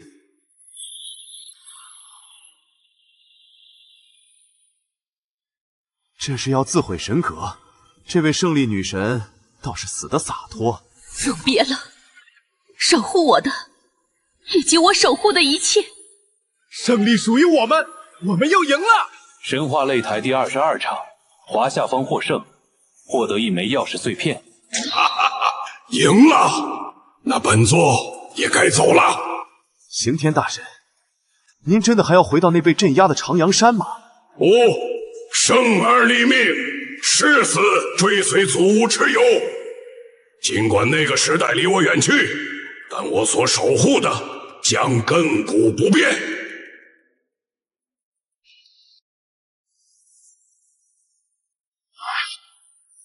这套铠甲，本座花了7万年打造，你穿着吧，能保你遇到意外肉身不死。如果前世能有这铠甲，怕是波塞冬也没法奈何我吧。现在不是想这些的时候，神话擂台的节奏快，没有休息时间，下一场比赛怕是马上就要开始。华夏现在的情况1分都不能输，我必须竭尽全力。下一场比赛由天竺国对战华夏国，请天竺国召唤师登场。连输5把，他为什么看上去还是胜券在握？哈哈哈！华夏国召唤师，你先选吧。这一场我决定使用3神卡。这个时候用3神卡，这是要把华夏往死里逼啊！只有赢下10连胜的一方，就会获得一张3神卡。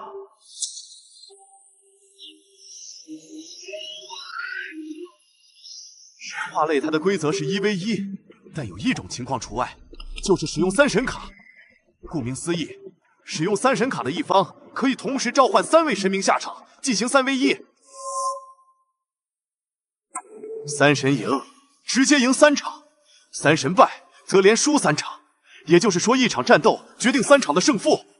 天竺也太鸡贼了，想用一场战斗直接终结我们，不讲武德。华夏已经败了17场，这场要是输了，直接就会宣败，华夏也就完了。10连胜，3神卡，他们竟然还藏着这样的底牌，难道是天要亡我华夏？这还能赢吗？想要再赢一次，除非真的有奇迹发生吧。哈哈哈！上啊！今天就是他们华夏的覆灭之日。上场的可是我们最强的召唤师，有把握能请来天竺最强一批的神明。你们华夏拿什么赢？先前的奇迹都是华夏前辈拿命拼来的，那么这次的奇迹就由我亲自缔造，华夏必胜。裁判大人，既然他们用了3神卡，那这次的先选权也应该交由天竺方。请天竺方召唤师放置神谱，开始觉醒神明。行啊，反正谁先觉醒都一样，3打1那不是随便打。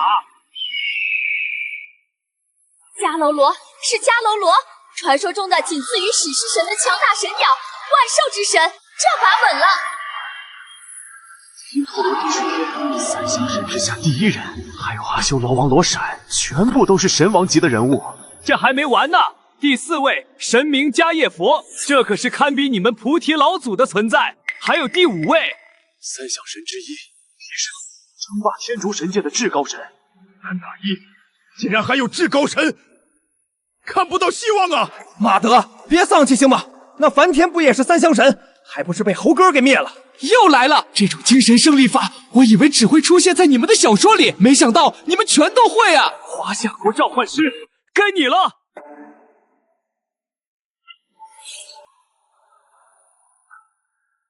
先圣真君，你这也太执着了吧！可惜这把是真的不适合你。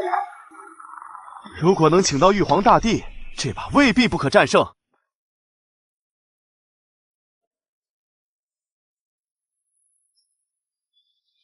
什么鬼呀！卡壳了，都3分钟了，最后一个神还没刷出来。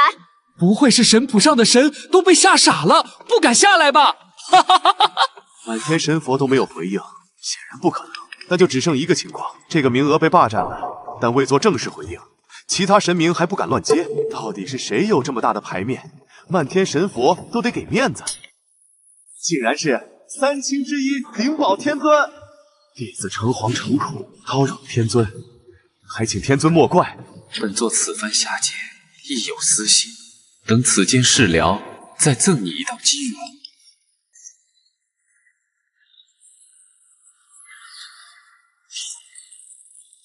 阿弥陀佛，二位该下来了，莫让东方有人等太久。天门已开，请双方神明登上擂台。佛陀，哈哈哈，你不是不杀生吗？这种血腥暴力的事情，还是交给我吧。小小魔物，无本名灵宝，可知为何改称通天？你也配质问本王？只因灵宝二字太善，不方便本座作恶。释迦牟尼曾言，东方神傲慢且自大，尤其是修为越高，越是无法无天。看来他说的不假。如来还真是什么都敢说啊！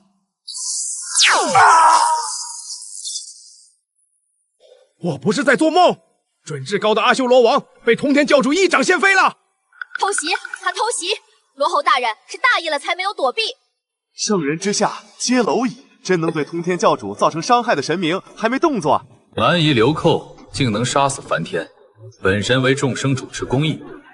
梵天乃三相神之一，他的公义也只有本神能够做主了。哎，不够还是不够。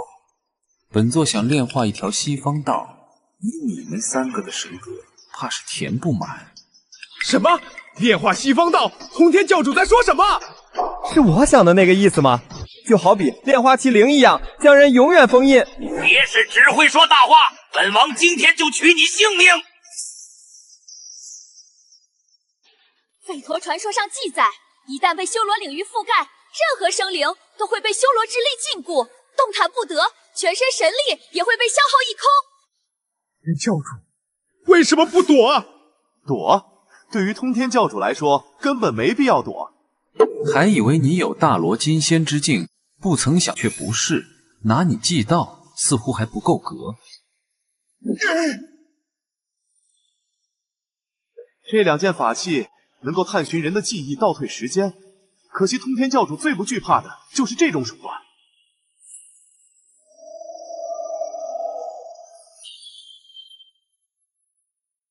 诸位，天道不可泄露。既然想要强行探寻本座的记忆，可曾想过代价？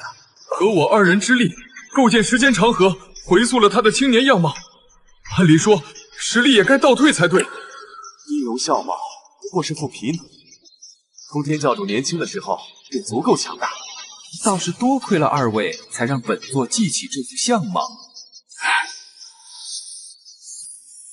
此阵名为诛仙。让我来！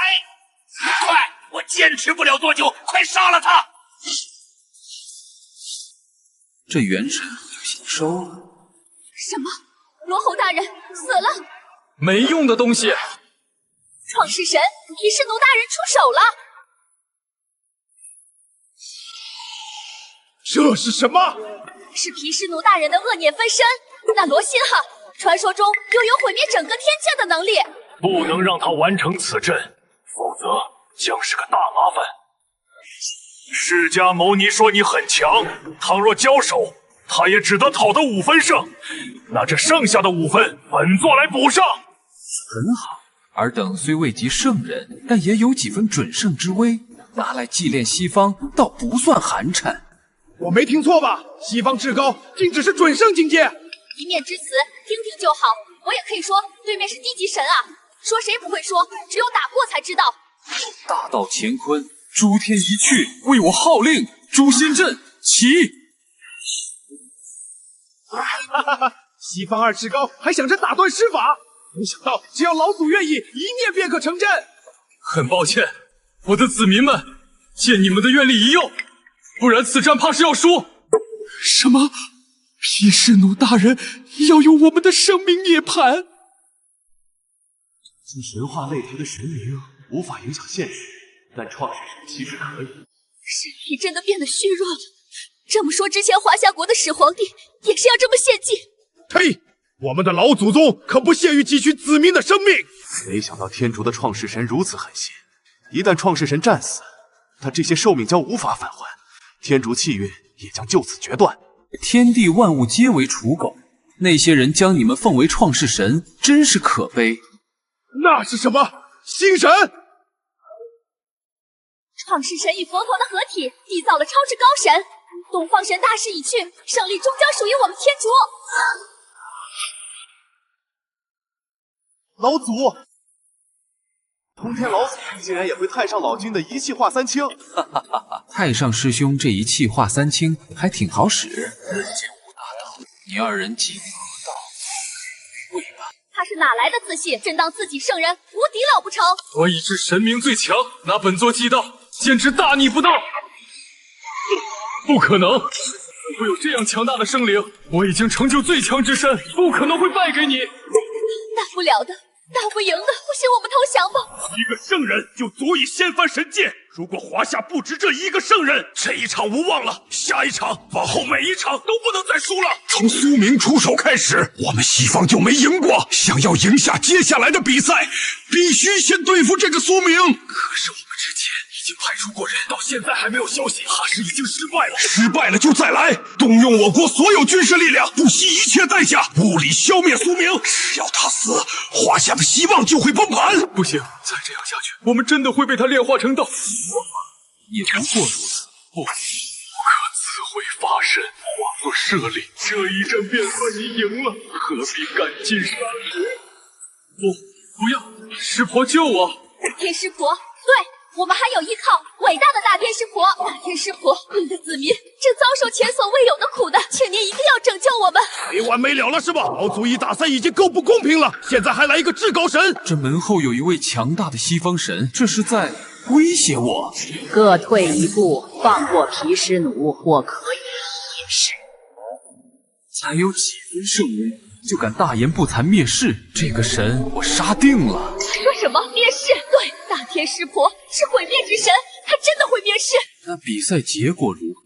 当然应算平局。老祖，我能感觉到他说的是真的，就是说，如果通天老祖不放过毗湿奴，现实世界就要因此毁灭。可是平局的结果，华夏也断然没法接受。你敢？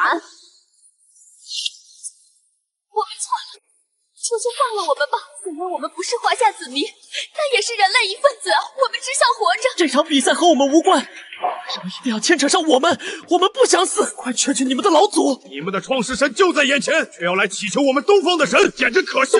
西方只要再拿到一把钥匙，便能神化降世，前世的那份惨烈绝对不能重现。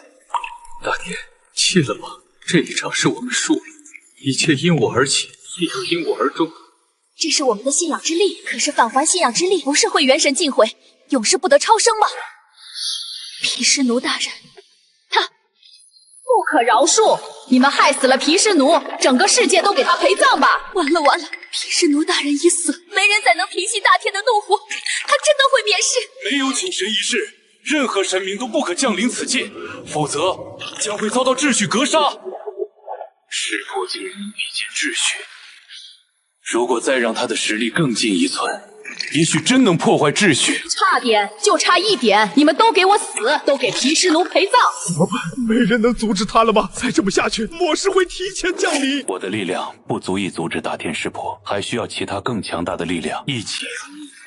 唉，终究还是没能祭炼出完整的西方道路。西方三神已被诛灭，胜局已定，何不开天门？放本座离去。神话擂台第23场，华夏神明获胜。都这个时候了，还想着输赢？没看到通天吓得都要跑路了吗？别指望了，躺平吧。其实大家一起死也没什么不好的。太上师兄，别看了，师弟我正身下不来，需为我接引法则，稳住此界。道可道，非常道；名可名，非常名。天道循环，此界当立。东方的圣人好像救了我们。他不是救我们，而是救他们华夏的人。因为一旦灭世，华夏也会跟着毁灭，这算不上什么恩德。同灭，你要求的为兄都做到了，莫忘了为兄所托。你小子机缘不错，老君从几度自能法宝，尤其是食品金丹，选着吧。老君选中的你，定是有所念。至于能炼化多少，就看你的造化。也罢，也是与你有缘，本座又怎能两手空空？这悟道茶便赠予你吧。食品金丹，再配上悟道茶，没准我真能得道成仙，之后亲自登上这擂台一战。可惜了，下来一趟终无所获。不对，3000大道，魔道也是道啊。如此正好，大道3000，只取一瓢，唯我通天圣。哈哈哈哈，走了。快，准备好了，恭送灵宝天尊。连跪8场，华夏到底还有多少这种神明？目前比分17比8，即将再次进入休赛期，请东西双方做好准备。说不准下一场他们就倒霉了，最好是全是床神、侧神、牛头马面，让他们没得选。哼，华夏绝对不会无神可召，还是先担心一下自己吧。只要我在一天，你们西方就绝对别想拿下1分。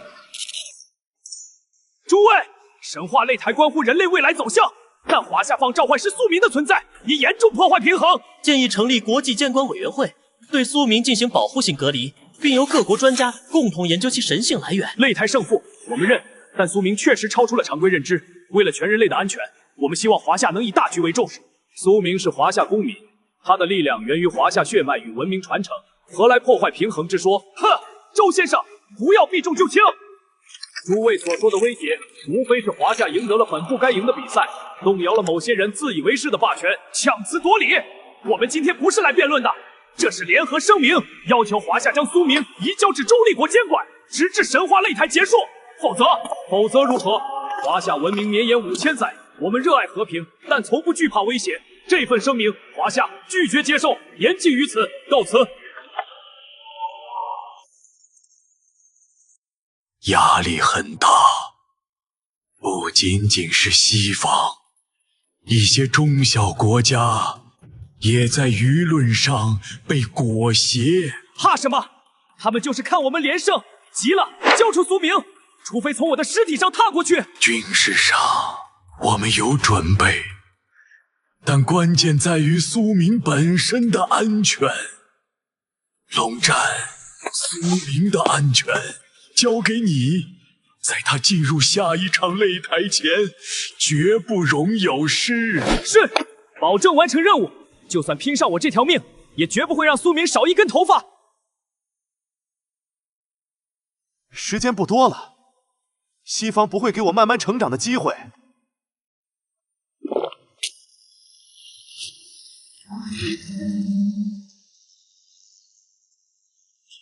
这小子真的要成仙了不成？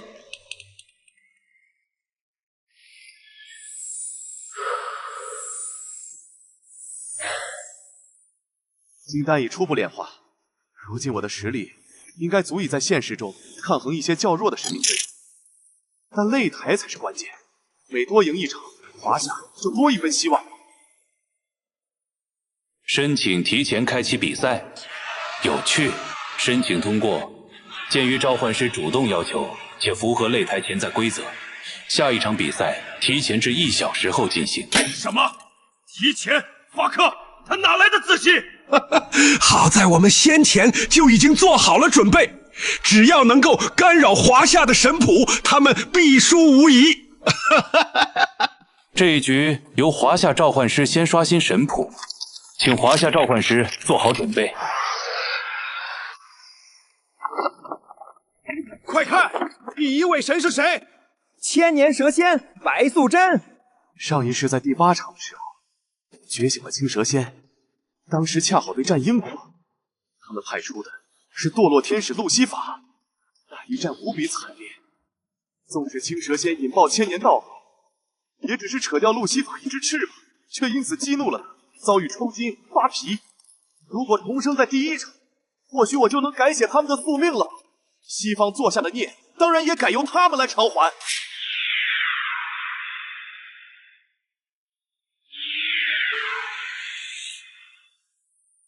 对，刚才神府的流动太深，出现的至少是神王级别的神明，这其中一定有蹊跷。哈哈哈哈哈！千里眼怎么打架呀？盯着人看能把人盯死吗？哈哈哈哈哈！他们的运气用光了，接下来到我们反扑。哈哈哈哈哈！这下连狗都来了，果然是时来运转了。西方动用了神明力量，强行更改了神谱结果。想要什么神都能召来，只剩下最后一个名额。真要是个能打的神明啊！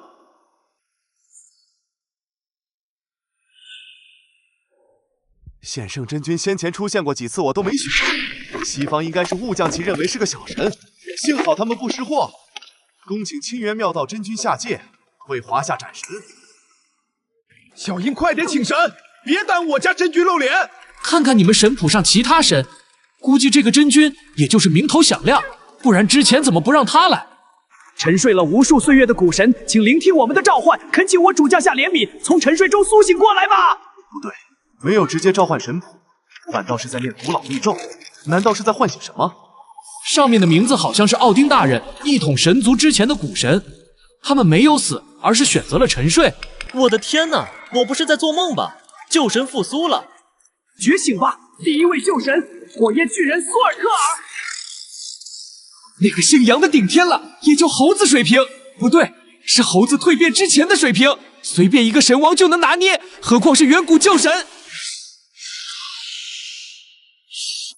万年了，竟敢叫我从黑暗中唤醒！我要用永恒之火烧毁整个世界！人呢？怎么一点动静也没有？该不会是……疯子，先清醒了，再来伺候本君。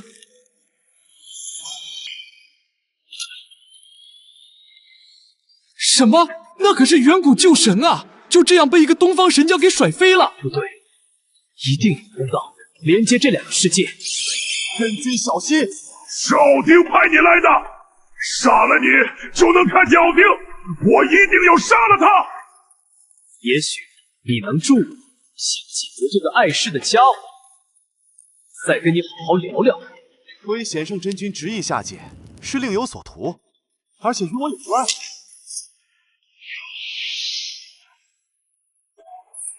法天象地，就这么轻易召唤出来了？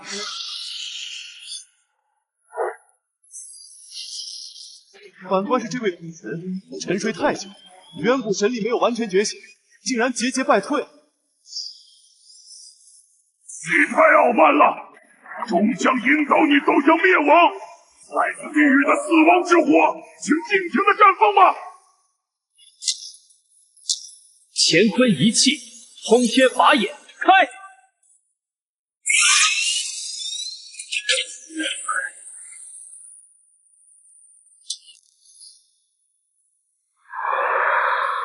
好像又要赢了，有点梦幻。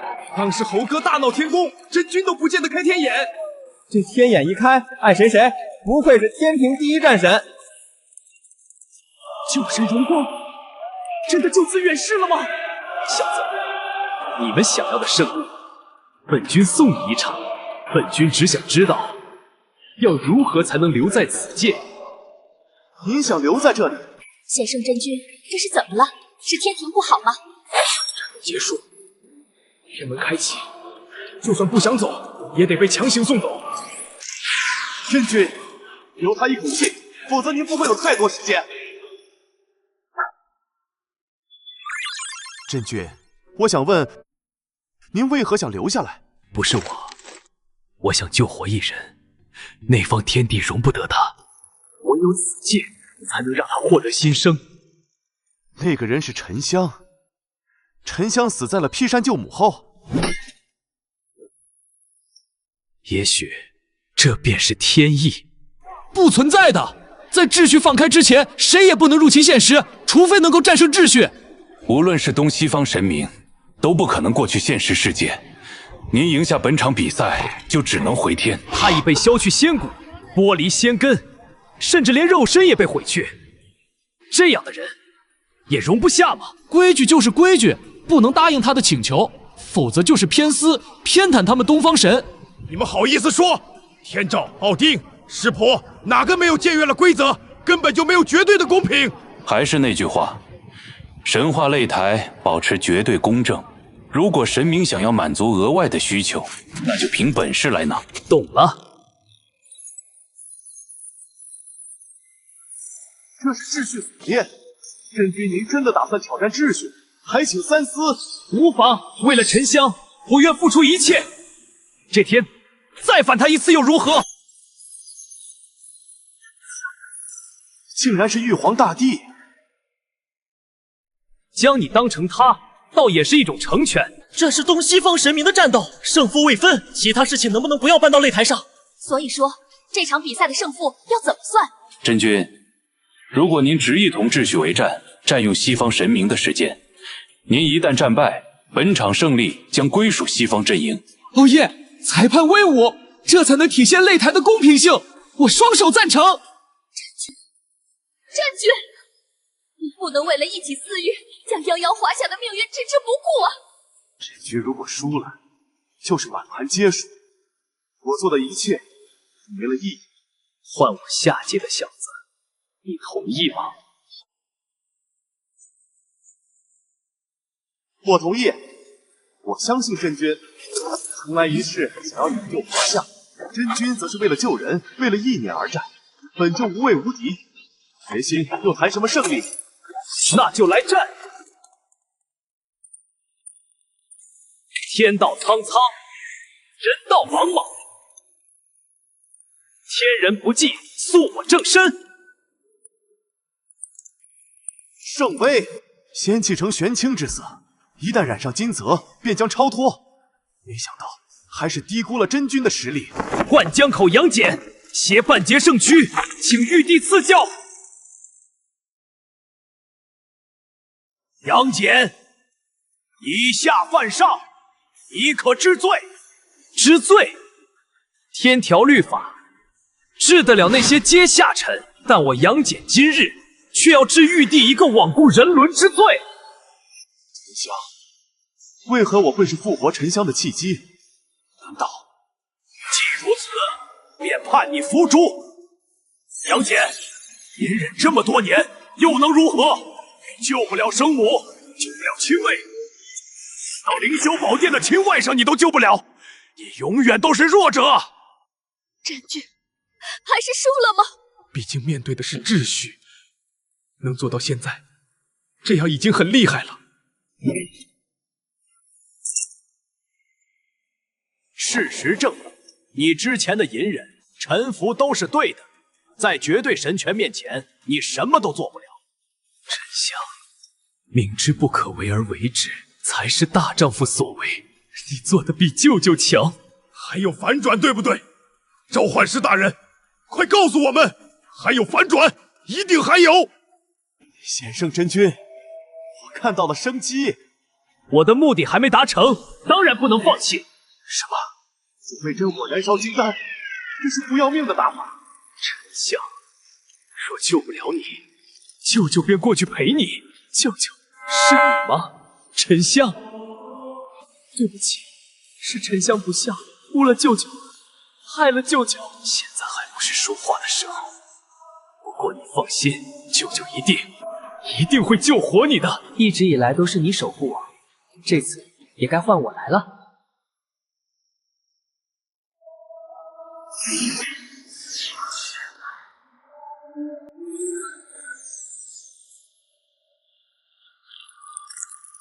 开山斧，世界威名赫赫的先天至宝，开山神斧。此神兵未必就不能赢。古有盘古斧辟阴阳，我杨戬不济，只需开得一线天机便足矣，也好让世人看清。苍天有眼，只是未开。天哪，这是临场突破吧？该不会要立地成圣吧？再怎么挣扎，也终不过蝼蚁。诸天万法尽归我手，我若不借，你甚至连神力都凝聚不成。哼，是吗？没败。那么险胜真君他，不得不说，挑战秩序，勇气可嘉。但是人定胜天这种鬼话，还是别傻了。多亏了东方神的傲慢，对秩序都没有敬畏之心，这就是惩罚。只是一击就开始跪舔秩序，有的人跪久了都忘了怎么站起来。杨戬与沉香加上开山斧，能做到的极限便是将秩序打回原形。秩序开出了一道缺口。虽然秩序变回原形，但是真君也付出了惨痛的代价。快看，那好像只是一道幻影，不是真身。结局显而易见，那盏灯应该是刘颖石，实际上早就死透了。这场比赛该是我们赢。真君只是稍微眯一下，很快就能醒来。还有你们的神还被镇压着。太极八卦图是真君的认主法器，现在法器法力消散，意味着主人已死。看见了没？苏尔特尔大人将亲自终结杨戬，堂堂正正的赢。宝莲灯一出，真君一定还活着。那问题到底出在什么地方？灯芯，宝莲灯在沉香反天失败后就已经破碎了，经重现人间，却是少了至关重要的灯芯。这是哪？母亲，真的是你！孩儿想你想得好苦。这是幻想也好，能以这种方式与你们见面，你应该很怨恨我。哥，婵儿从未怨过你，这些年你才是最苦的。杨晨，你的意识还在？舅舅。放下仇恨吧，无论如何也要活下去。这，哥，沉香化灯芯打通异界缝隙，答应我活下去。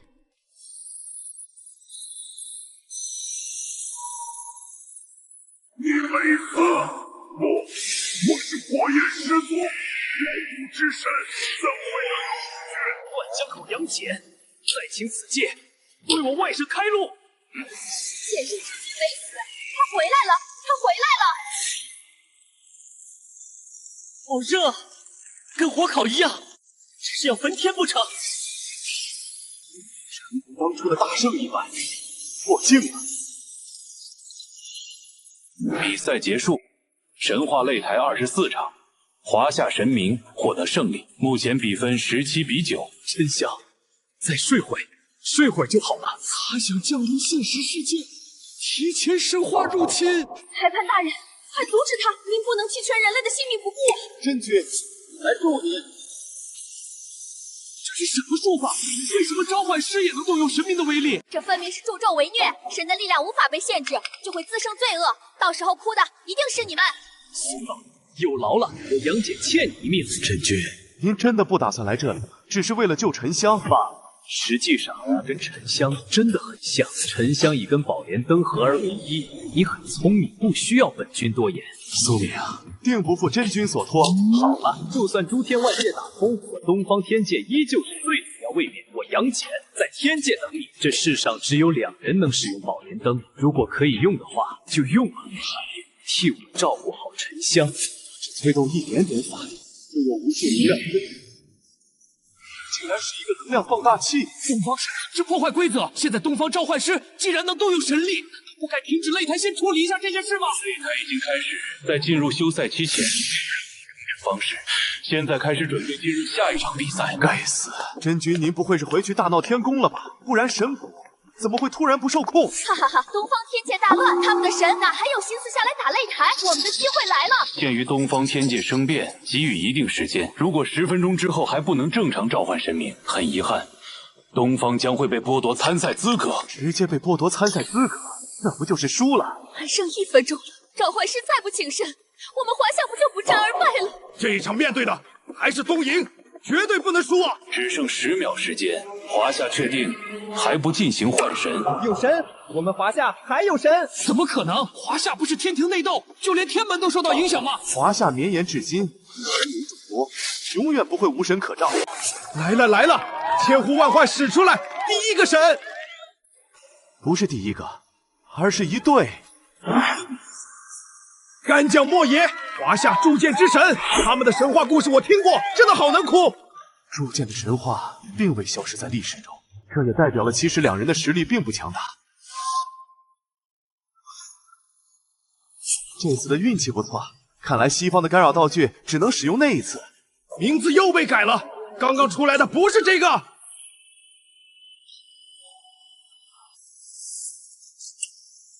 是先前秩序化成的玉帝。不过天庭不是乱了吗？玉帝还能下来？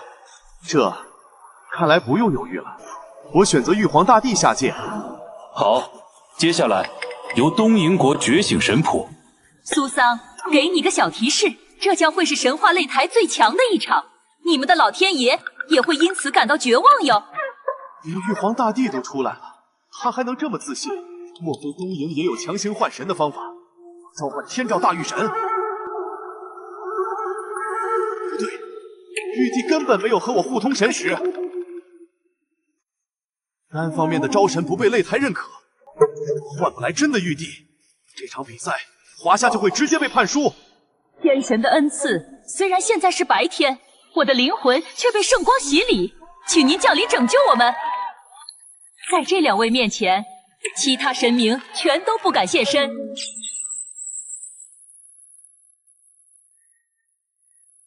是赐福，父神母神对人间的赐福。我选择伊邪那岐。华夏国召唤师，你好像遇到了什么麻烦，不如我等你，给你时间把你们的天帝请下来。在东瀛的神话体系中，神系之初，伊邪那岐和伊邪那美才是最神圣尊贵的生灵，难怪他如此自信。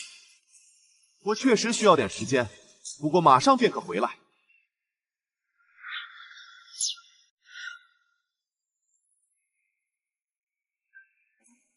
道友，请留步。我乃中坛元帅太子爷哪吒，领你去见玉帝。风火轮、火尖枪、混天绫、哪吒。那什么神话擂台，就俺没去。听说你可以调遣神明，你看我哪吒如何？小人惶恐，是拜请，小的怎敢调遣各位尊神？不重要。想起来了，你来找玉帝，他躲着你呢。老君差我来给你指路。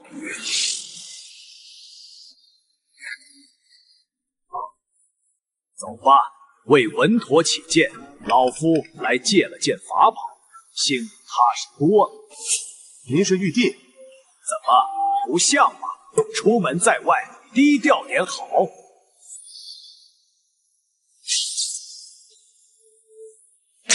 来了，玉帝来了！老天爷啊，您终于开眼了！求老天爷保佑，把房子的价格给打下来吧！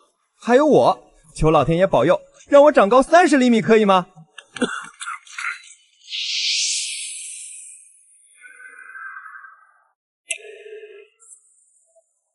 我们的父神啊，请接受子民最虔诚的膜拜。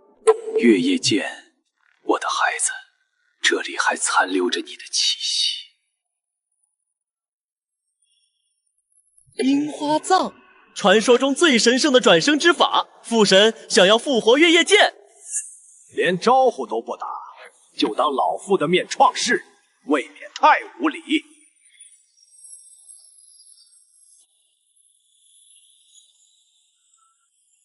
你就这么急着送死？那本尊便满足你，正好借你让我的孩子重塑皓月之身。西方神，你越界了。这是言出法随，玉帝竟然能调动法则之力。刚才那一下是不是用力过猛？得收敛点才行，略胜就好。原来如此，我就说嘛，东方天帝什么也没做，不可能压制我们的父神，原来是借助了神器的力量。杨戬将宝莲灯交给你了，玉帝该不会想借宝莲灯吧？放心，宝莲灯送你了，好好善待沉香。再怎么说，他也是老夫的侄外孙。多谢老天爷，小心！给我去死！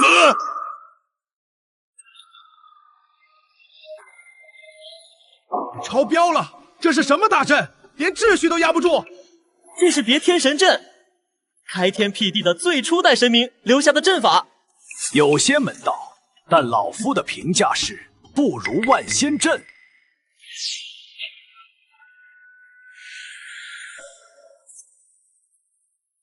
啊！这些法宝并未认主，连1/10的威力都发挥不出，难道是自己没有本命法器？你确定要尝一下老夫的本命法宝？只怕你用完后会更加绝望。很好，你不说倒是忘了本座是怎么当上3界至尊之位了。这天之所以祥瑞，全仗此物封天印。众神听令，吾以依藏诺尊之名，敕令诸神再现别天津神威。天地乃3界共主，昊天化身，却从未展现出无上至尊该有的恢宏霸气，倒是缺了什么？是啊，这片天确实缺了点什么，也许把你镇压了，才能找到答案。从你身上终于看到了斗志，这个游戏变得越来越有趣了。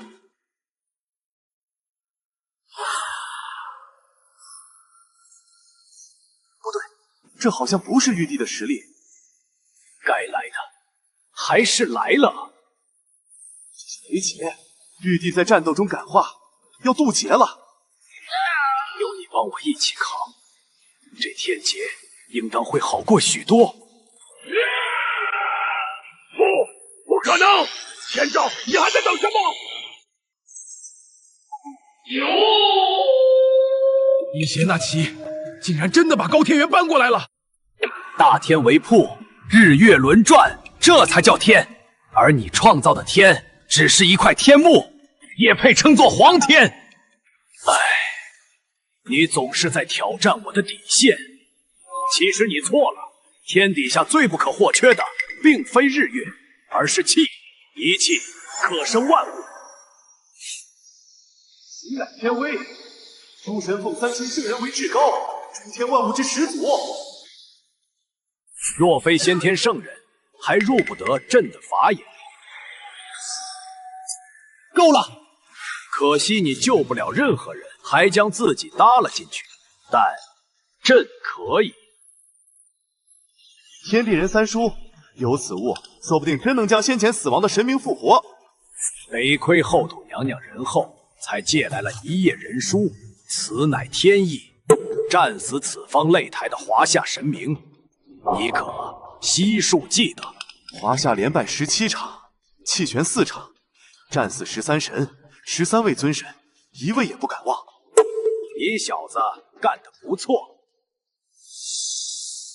天哪，人死不能复生，何况是神死？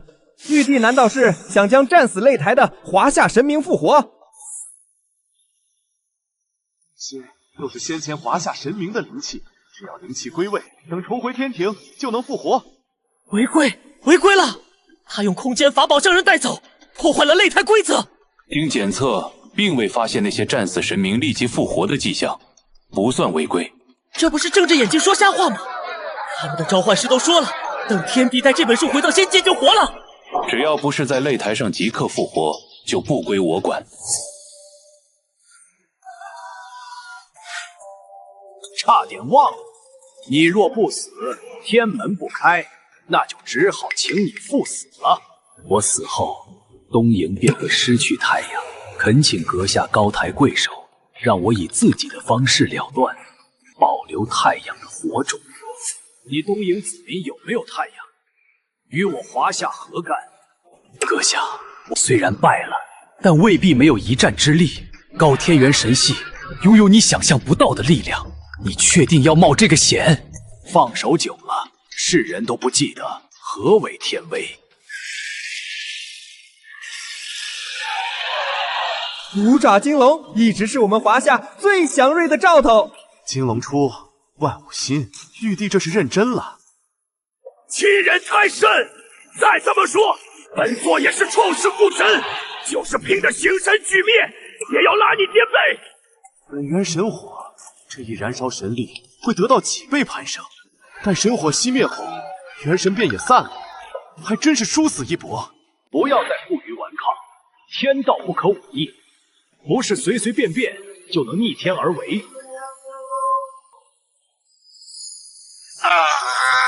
这简直是降维打击！你能杀我一次，却阻止不了生命轮回的转动。他打算自爆，是高手自爆的话，所爆发的能量珠可毁天灭地，很怕是要被炸没。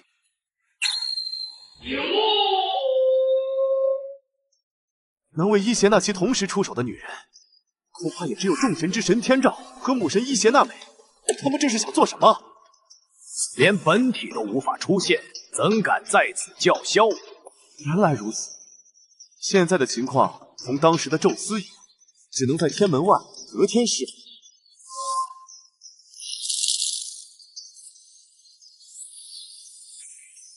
神是7代新神系缔造者之一，樱花父神就此终结。没想到玉帝竟然真的强悍至此，仅怕是一直在藏拙吧。神话擂台25场，华夏神明获得胜利，目前比分17比10。果然，罢了，尘世因果不能沾染太深。等等，连赢10场，我们是不是可以获得一张3神卡？但裁判没给。连胜10场，不包括使用3神卡的情况。虽然贵方得分是10，但胜场是8场。强大的父神都战死了，难道真的没办法了吗？听说你前面召唤的神明都留了东西给你，哈哈，想我玉皇大帝3界至尊，若不送点什么，怕是要惹3界嗤笑。玉帝所赐即为天赐，一定是贵重之物。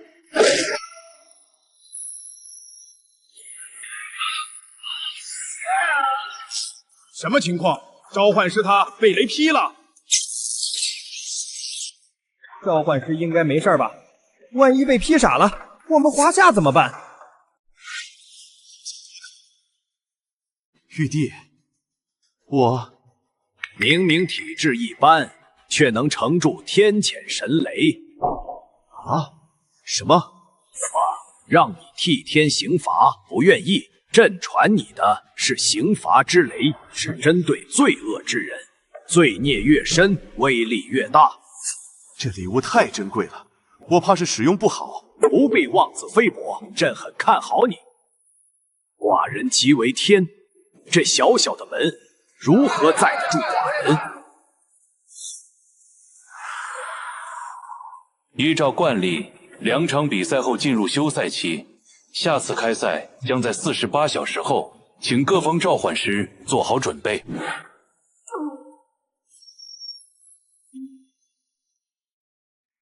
神力消耗几乎可以忽略不计。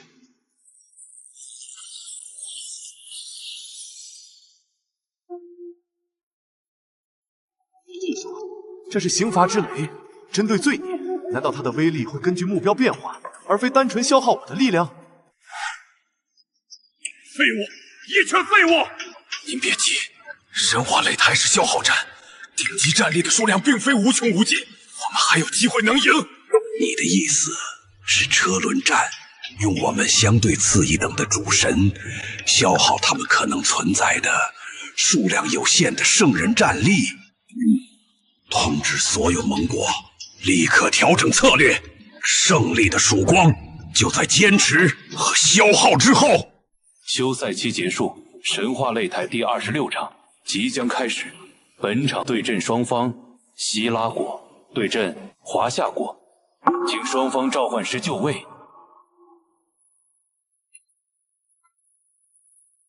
双方召唤师准备，换神开始。不对，是我出现幻觉了吗？刚刚明明觉醒了。一闪而过的名字，分明是西方人祖亚当。亚当祖先能够将自己的名字剔除，意味着出来了！我希拉觉醒的第一个神明，银河之神克利俄斯，第2代神，辈分甚至在宙斯之上。太阳之神许珀里翁，天体之神科俄斯，正义女神忒弥斯，全都是2代神。稍等一下，裁判大人。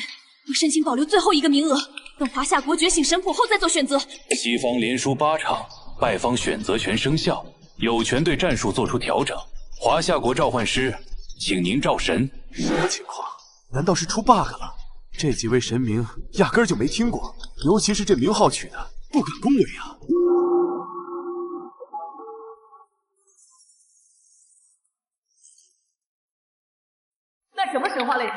晚没去，听说你可以调遣神明，你看我哪吒如何？三坛海会大神啊，不愧是您专门在天上逆天改命、修改机制签定人选啊！希拉召唤师，神明已就绪，一起觉醒吧！好。果然是不出所料啊！亚当很强，但既然哪吒大神逆改天机，定是有所斟酌。恭请三坛海会大神哪吒降临。怎么会这样？这情况相当于选定了神明，但联系不上。召唤师，我被女娲娘娘困住了，快来救我！那是哪吒的声音，好稚嫩，真是个小孩啊！哈哈哈，笑死我了！你们召唤个小孩，打不过不会哭唧唧吧？甚至都没法下来，还得召唤师去救，这能有什么实力？去吧。还没问过我们的意见啊！这次说什么也不能让他继续违规了。在神话擂台上，本裁判的规矩就是规矩。完了，你怎么直接进来了？这下好了，都出不去了。哪吒大神，时间不多了，所以我该怎么做？这里是挖皇宫，都请到脚下了。看来这宫殿是不去也得去喽。挖皇像，万世子孙苏明，拜见女娲上圣娘娘。这是恶师，不是真娘娘，你拜她作甚？小心她揍你。女娲斩三尸成圣，所谓恶师，即是一切邪欲执念的化身，没有任何自己的思考。孩子，你可知我为何召你前来？还请娘娘明示。听说你们凡间有个擂台，我想下去看看如今的人间。可惜小哪吒也想去，那便随他愿吧。哪吒肉身虽是养了万年的金肉，可惜离那肉身成圣还差了一丝。此去正好是个契机，必要时我会出手。这就去吧。等10分钟一过，这次无论如何也要取消华夏国参赛资格。急什么？我们召唤师离开可是裁判同意的，不满意你们去和裁判说啊！这双手竟然已经强大到可以无视秩序、无视规则。三坛海会大神李哪吒来也！是亚当，人类生命的起源，他来了。你为何不穿衣服？俺3岁的时候就学人穿肚兜了。小屁孩，你懂什么？这叫拥抱自然，人本就是生来赤裸。东方的造人技术真是奇妙，你的骨骼竟然是莲藕做成的，可以给我看看你的心是什么做的吗？真是个怪人，休要胡言乱语！开枪！这场战斗应该会结束的很快，毕竟只是人神之战，亚当怎么说都是人。配合我，如果能解开你身上的秘密，这场胜利可以送给你。把你的脏手拿开，就你也配摸老子？天地无极，乾坤一瞬，给我收！你的弱点终于暴露，再次直面那段不堪的过往吧。这是幻境，不可能，已经过去了，这是幻觉。孽畜哪吒，你闹我东海，杀我爱子。今日你若不偿命，本王便集4海之水淹了陈塘关，让满城百姓为你替我而陪葬。这难道是弃骨还父？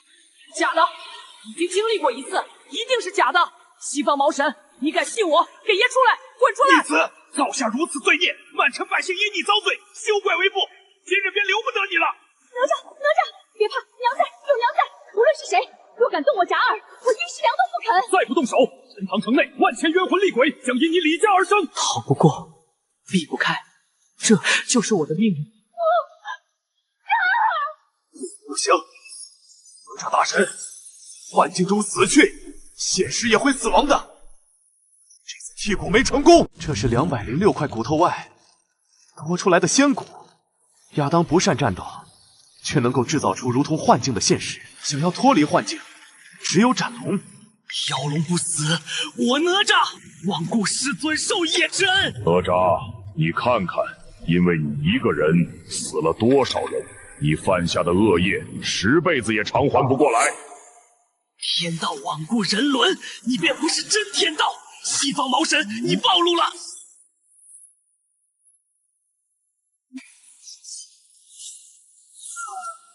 被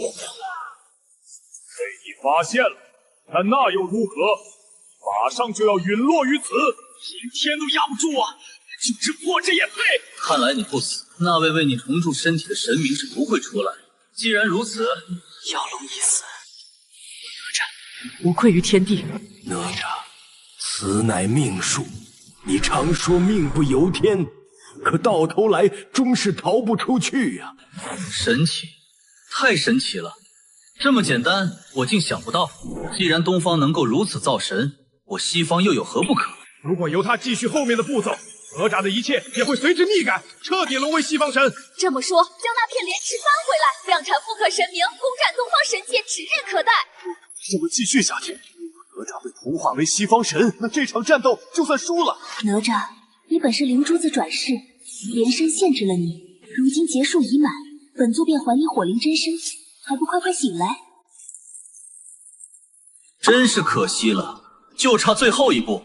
藏在天上的朋友，既然你有能力插手擂台的事，何不下来坐坐？莫非是大地之母？你妈娘要出手了？切，肯定是东方的神怂了，不敢下来。是你也敢对娲皇娘娘不敬？想取我性命？对不起，我无法满足你这个请求。我不能死，也无法离开那个地方。那就废话少说，来战！你身上藏着东方造人术的秘密，虽然你不肯下来，但是作为母亲，绝不会眼睁睁看着自己的儿子再次面对死。日月同生，千灵重圆，天地无量乾坤圈，急急如律令。圣经上说，亚当不会战斗，之所以能挑战上帝，是因为一项超天神技。绝对复刻，如意金箍棒。这不是猴哥的金箍棒，难道你能读取别人的神通？好啊，这可不正是那500年前尚未完成的一战吗？不知道大圣爷怎么样了？虽然这金箍棒是复制品，倒也算是爷亲回。若你真是猴哥，该多好啊！可惜你差远了。天上那人到底对你做了什么，竟将你的实力抬升这么多？现在看来，亚当所复刻的力量只能发挥出50%，可是可以复刻的神通可不止大圣，万一是通天老祖？哼，乾坤落定，你终究差了猴哥108000里。原来那只猴子并不是擂台上出现过的最强者，通天教主，借你的力量一用。不好，老祖当时还藏拙了。劫救教主，3清之一，灵宝天尊圣人，这怎么可能？擂台要裂开了，连通天老祖的力量都敢借，这下好了。徒孙还等什么？趁他病要他命！真是的，把我哪吒当什么人了？前有娲皇，后有师叔祖，完全没给我发挥空间啊！谨遵师叔祖之命。怎么可能？那道虚影怎么可能比上帝还可怕？神难道真的无法战胜？错了，神也有强弱之分。如你所见，在你那诡异的能力下，我堂堂三坛海会大神也要略逊一筹。可惜那么多可以学的神通，亚当偏偏挑了个最好的，圣人。我不是神，却能永生不死。或许死亡才是解脱。是天，我们西方的天已显灵了，恳请上帝为我们带来一场胜利吧！我的宠儿，请忘记威慑，随我回天，我会让我的怒火遍及整个东方天界。莫要犯冲，速速回天。谢了，我在天庭的官虽然不大，但还是说得上话的。有事尽快找我。人又不是傻，阁下很强，好生养着，他日再战。天门已开，不允许其他神明介入。如果想登上擂台，大可通过召唤降临。我等着那一天到来。上帝，那就走了。别气馁，宙斯、湿婆、天照、奥丁，再加一个上帝，这5位还没有战败，我们还有机会。仙骨，哪吒大神将那块踢掉的仙骨送给我了。好生善待我的骨，你日后肉身成圣全靠他了。先是修为仙力，现在又有仙骨，没准我真的也能位列仙班。神话擂台第26场结束，华夏国获得本场胜利，比分17比11。下一场由天竺对战华夏，请天竺召唤师登台。据我所知，天竺阵营一共有5名候选召唤师，人性全都在20%以上，现在竟然没有1人起身。天竺那个召唤师缩魔是不是被打怕了，不敢出现啊？说不定是憋了个大招。是大召唤师缩魔，他真的回来了。你身上为什么会有阴暗的气息？什么情况？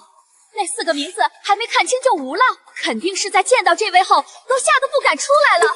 魔王波旬，一切邪恶的代名词，更是第1代天魔，算是西方神话中公认的禁忌。索魔竟然将他放出来了，竟然将获胜的希望寄托在一个与神明对立的魔头身上。该你了，华夏国召唤师。缩魔的状态不对，怕是已经成为魔王的宿体了。如果波旬战死，那梭魔也将献出自己的生命。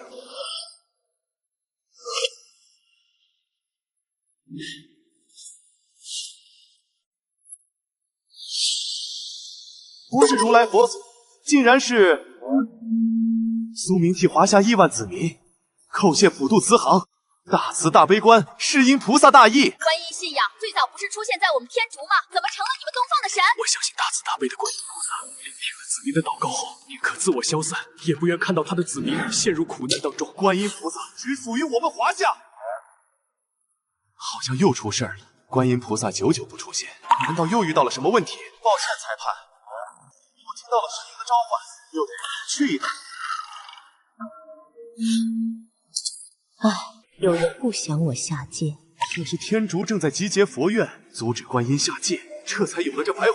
小施主，贫僧唤你来，便是窥见微末一角，有一变数，可逆改此劫，你可愿助我？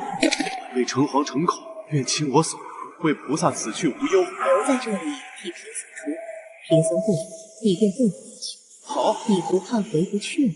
不怕。为何不怕？因为不怕，所以不怕，这是统命的依据。天竺召唤师梭魔在统命，我也是。如果观音战败，我不属于神话，却要终生困守在神话，那也就死了。此举十死无生，还请您下界，苏明不。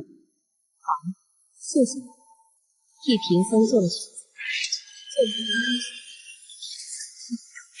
六魔天王，最虔诚的信徒梭魔，愿用生命为祭，请您苏醒。好美妙的气息，这个世界应该投入第六魔天王的怀抱，众心所欲，不用再被压制，可以尽情的释放。是观音菩萨，不是正法明如来，他带来了光明。只有观音菩萨，召唤师呢？他怎么没回来？好久不见，妙善师尊，我的老朋友，真没想到你化此身形，反倒是变弱了。南无阿弥陀佛，若你身处他化自在天，本座确实拿你不得。既然你出来了，那这世间恶语……哈哈哈！什么是善，什么是恶？你们这些自命不凡的家伙，说的都是大话。善恶有报，因果轮回，才是世间正法。哈哈哈哈！以杀止恶，观世一，你内心的暴力终于还是藏不住了。当年继释迦牟尼之后，你本可成就第8世佛，可惜你的心还是被困守了。我不理解，波旬是魔，他怎会佛法？万佛归宗，你窃取了半身佛陀位，有如来半部业力，想要彻底除掉你，确实有些棘手。等这一刻，人性的弱点本就存在，我满足他们的私欲，不计我功德也就罢了，你却要杀我。观音，难道你便没有弱点吗？不好，观音以功德正果，万千化身皆为清净，魔王只是要动摇菩萨本心。倘若真的将世间恶念全被你吸了，且不说会不会殒命，恶念满身的观音，那还是观音吗？不能再这么继续下去了。观自在菩萨有万千化身，度尽凡间红尘，彻底被影响，很难摆脱。说起来，也是我对不起菩萨，事关紧要，不管了。尽办法，一力破之，大道3000，没有一半。观音终究只是一个人，世间亿万生灵，你又能吸多少？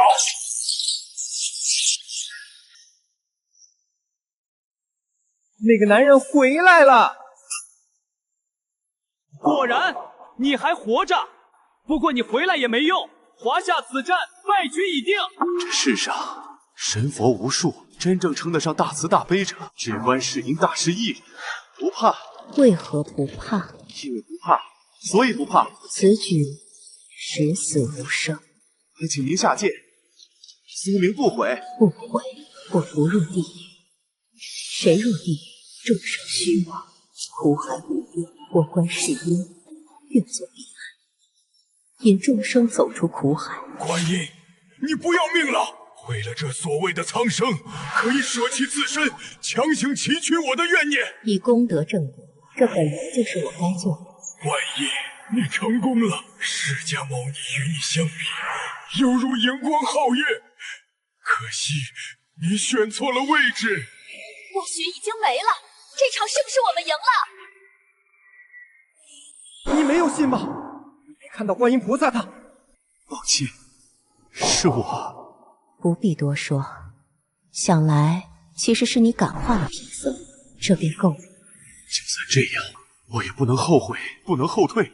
我是为了华夏而战。不对，这是恭请正法，明如来佛莅临此界。召唤师，这是在做什么？不知道，可能在给菩萨践行。我们也跟着一起喊：恭迎正法，明如来佛！恭迎正法，明如来佛！小施主，贫僧也算是没有辜负你的期望。吃人的白虎，终究还是被您净化了，化几度苍生，令人钦佩。这一场依旧是华夏胜利，目前比分17比12。真真假假，不亲身经历，又怎看得清？离去前，我有遗物想要赠你。这玉净杨柳枝本就是上求佛道、下化众生的圣物，赠与我太过贵重，收下便是。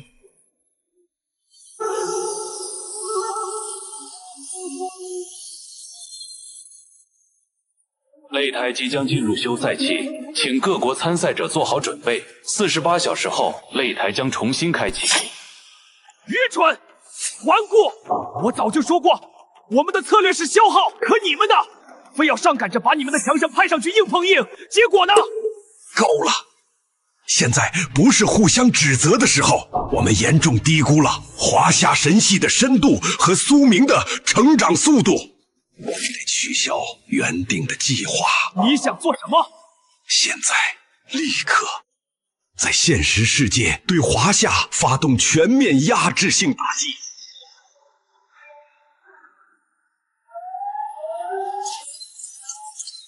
是西方，这是要撕破脸打灭国战！启动最高防御预案，保护民众。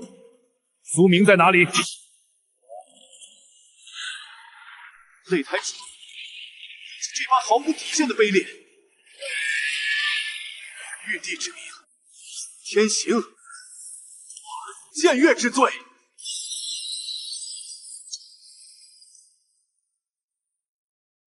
知道你们在看，我还要继续下去，我奉陪。他一个人只用自身的力量，这不是召唤师，根本就是一尊行走在人间的战神。对，那把戏我看够了。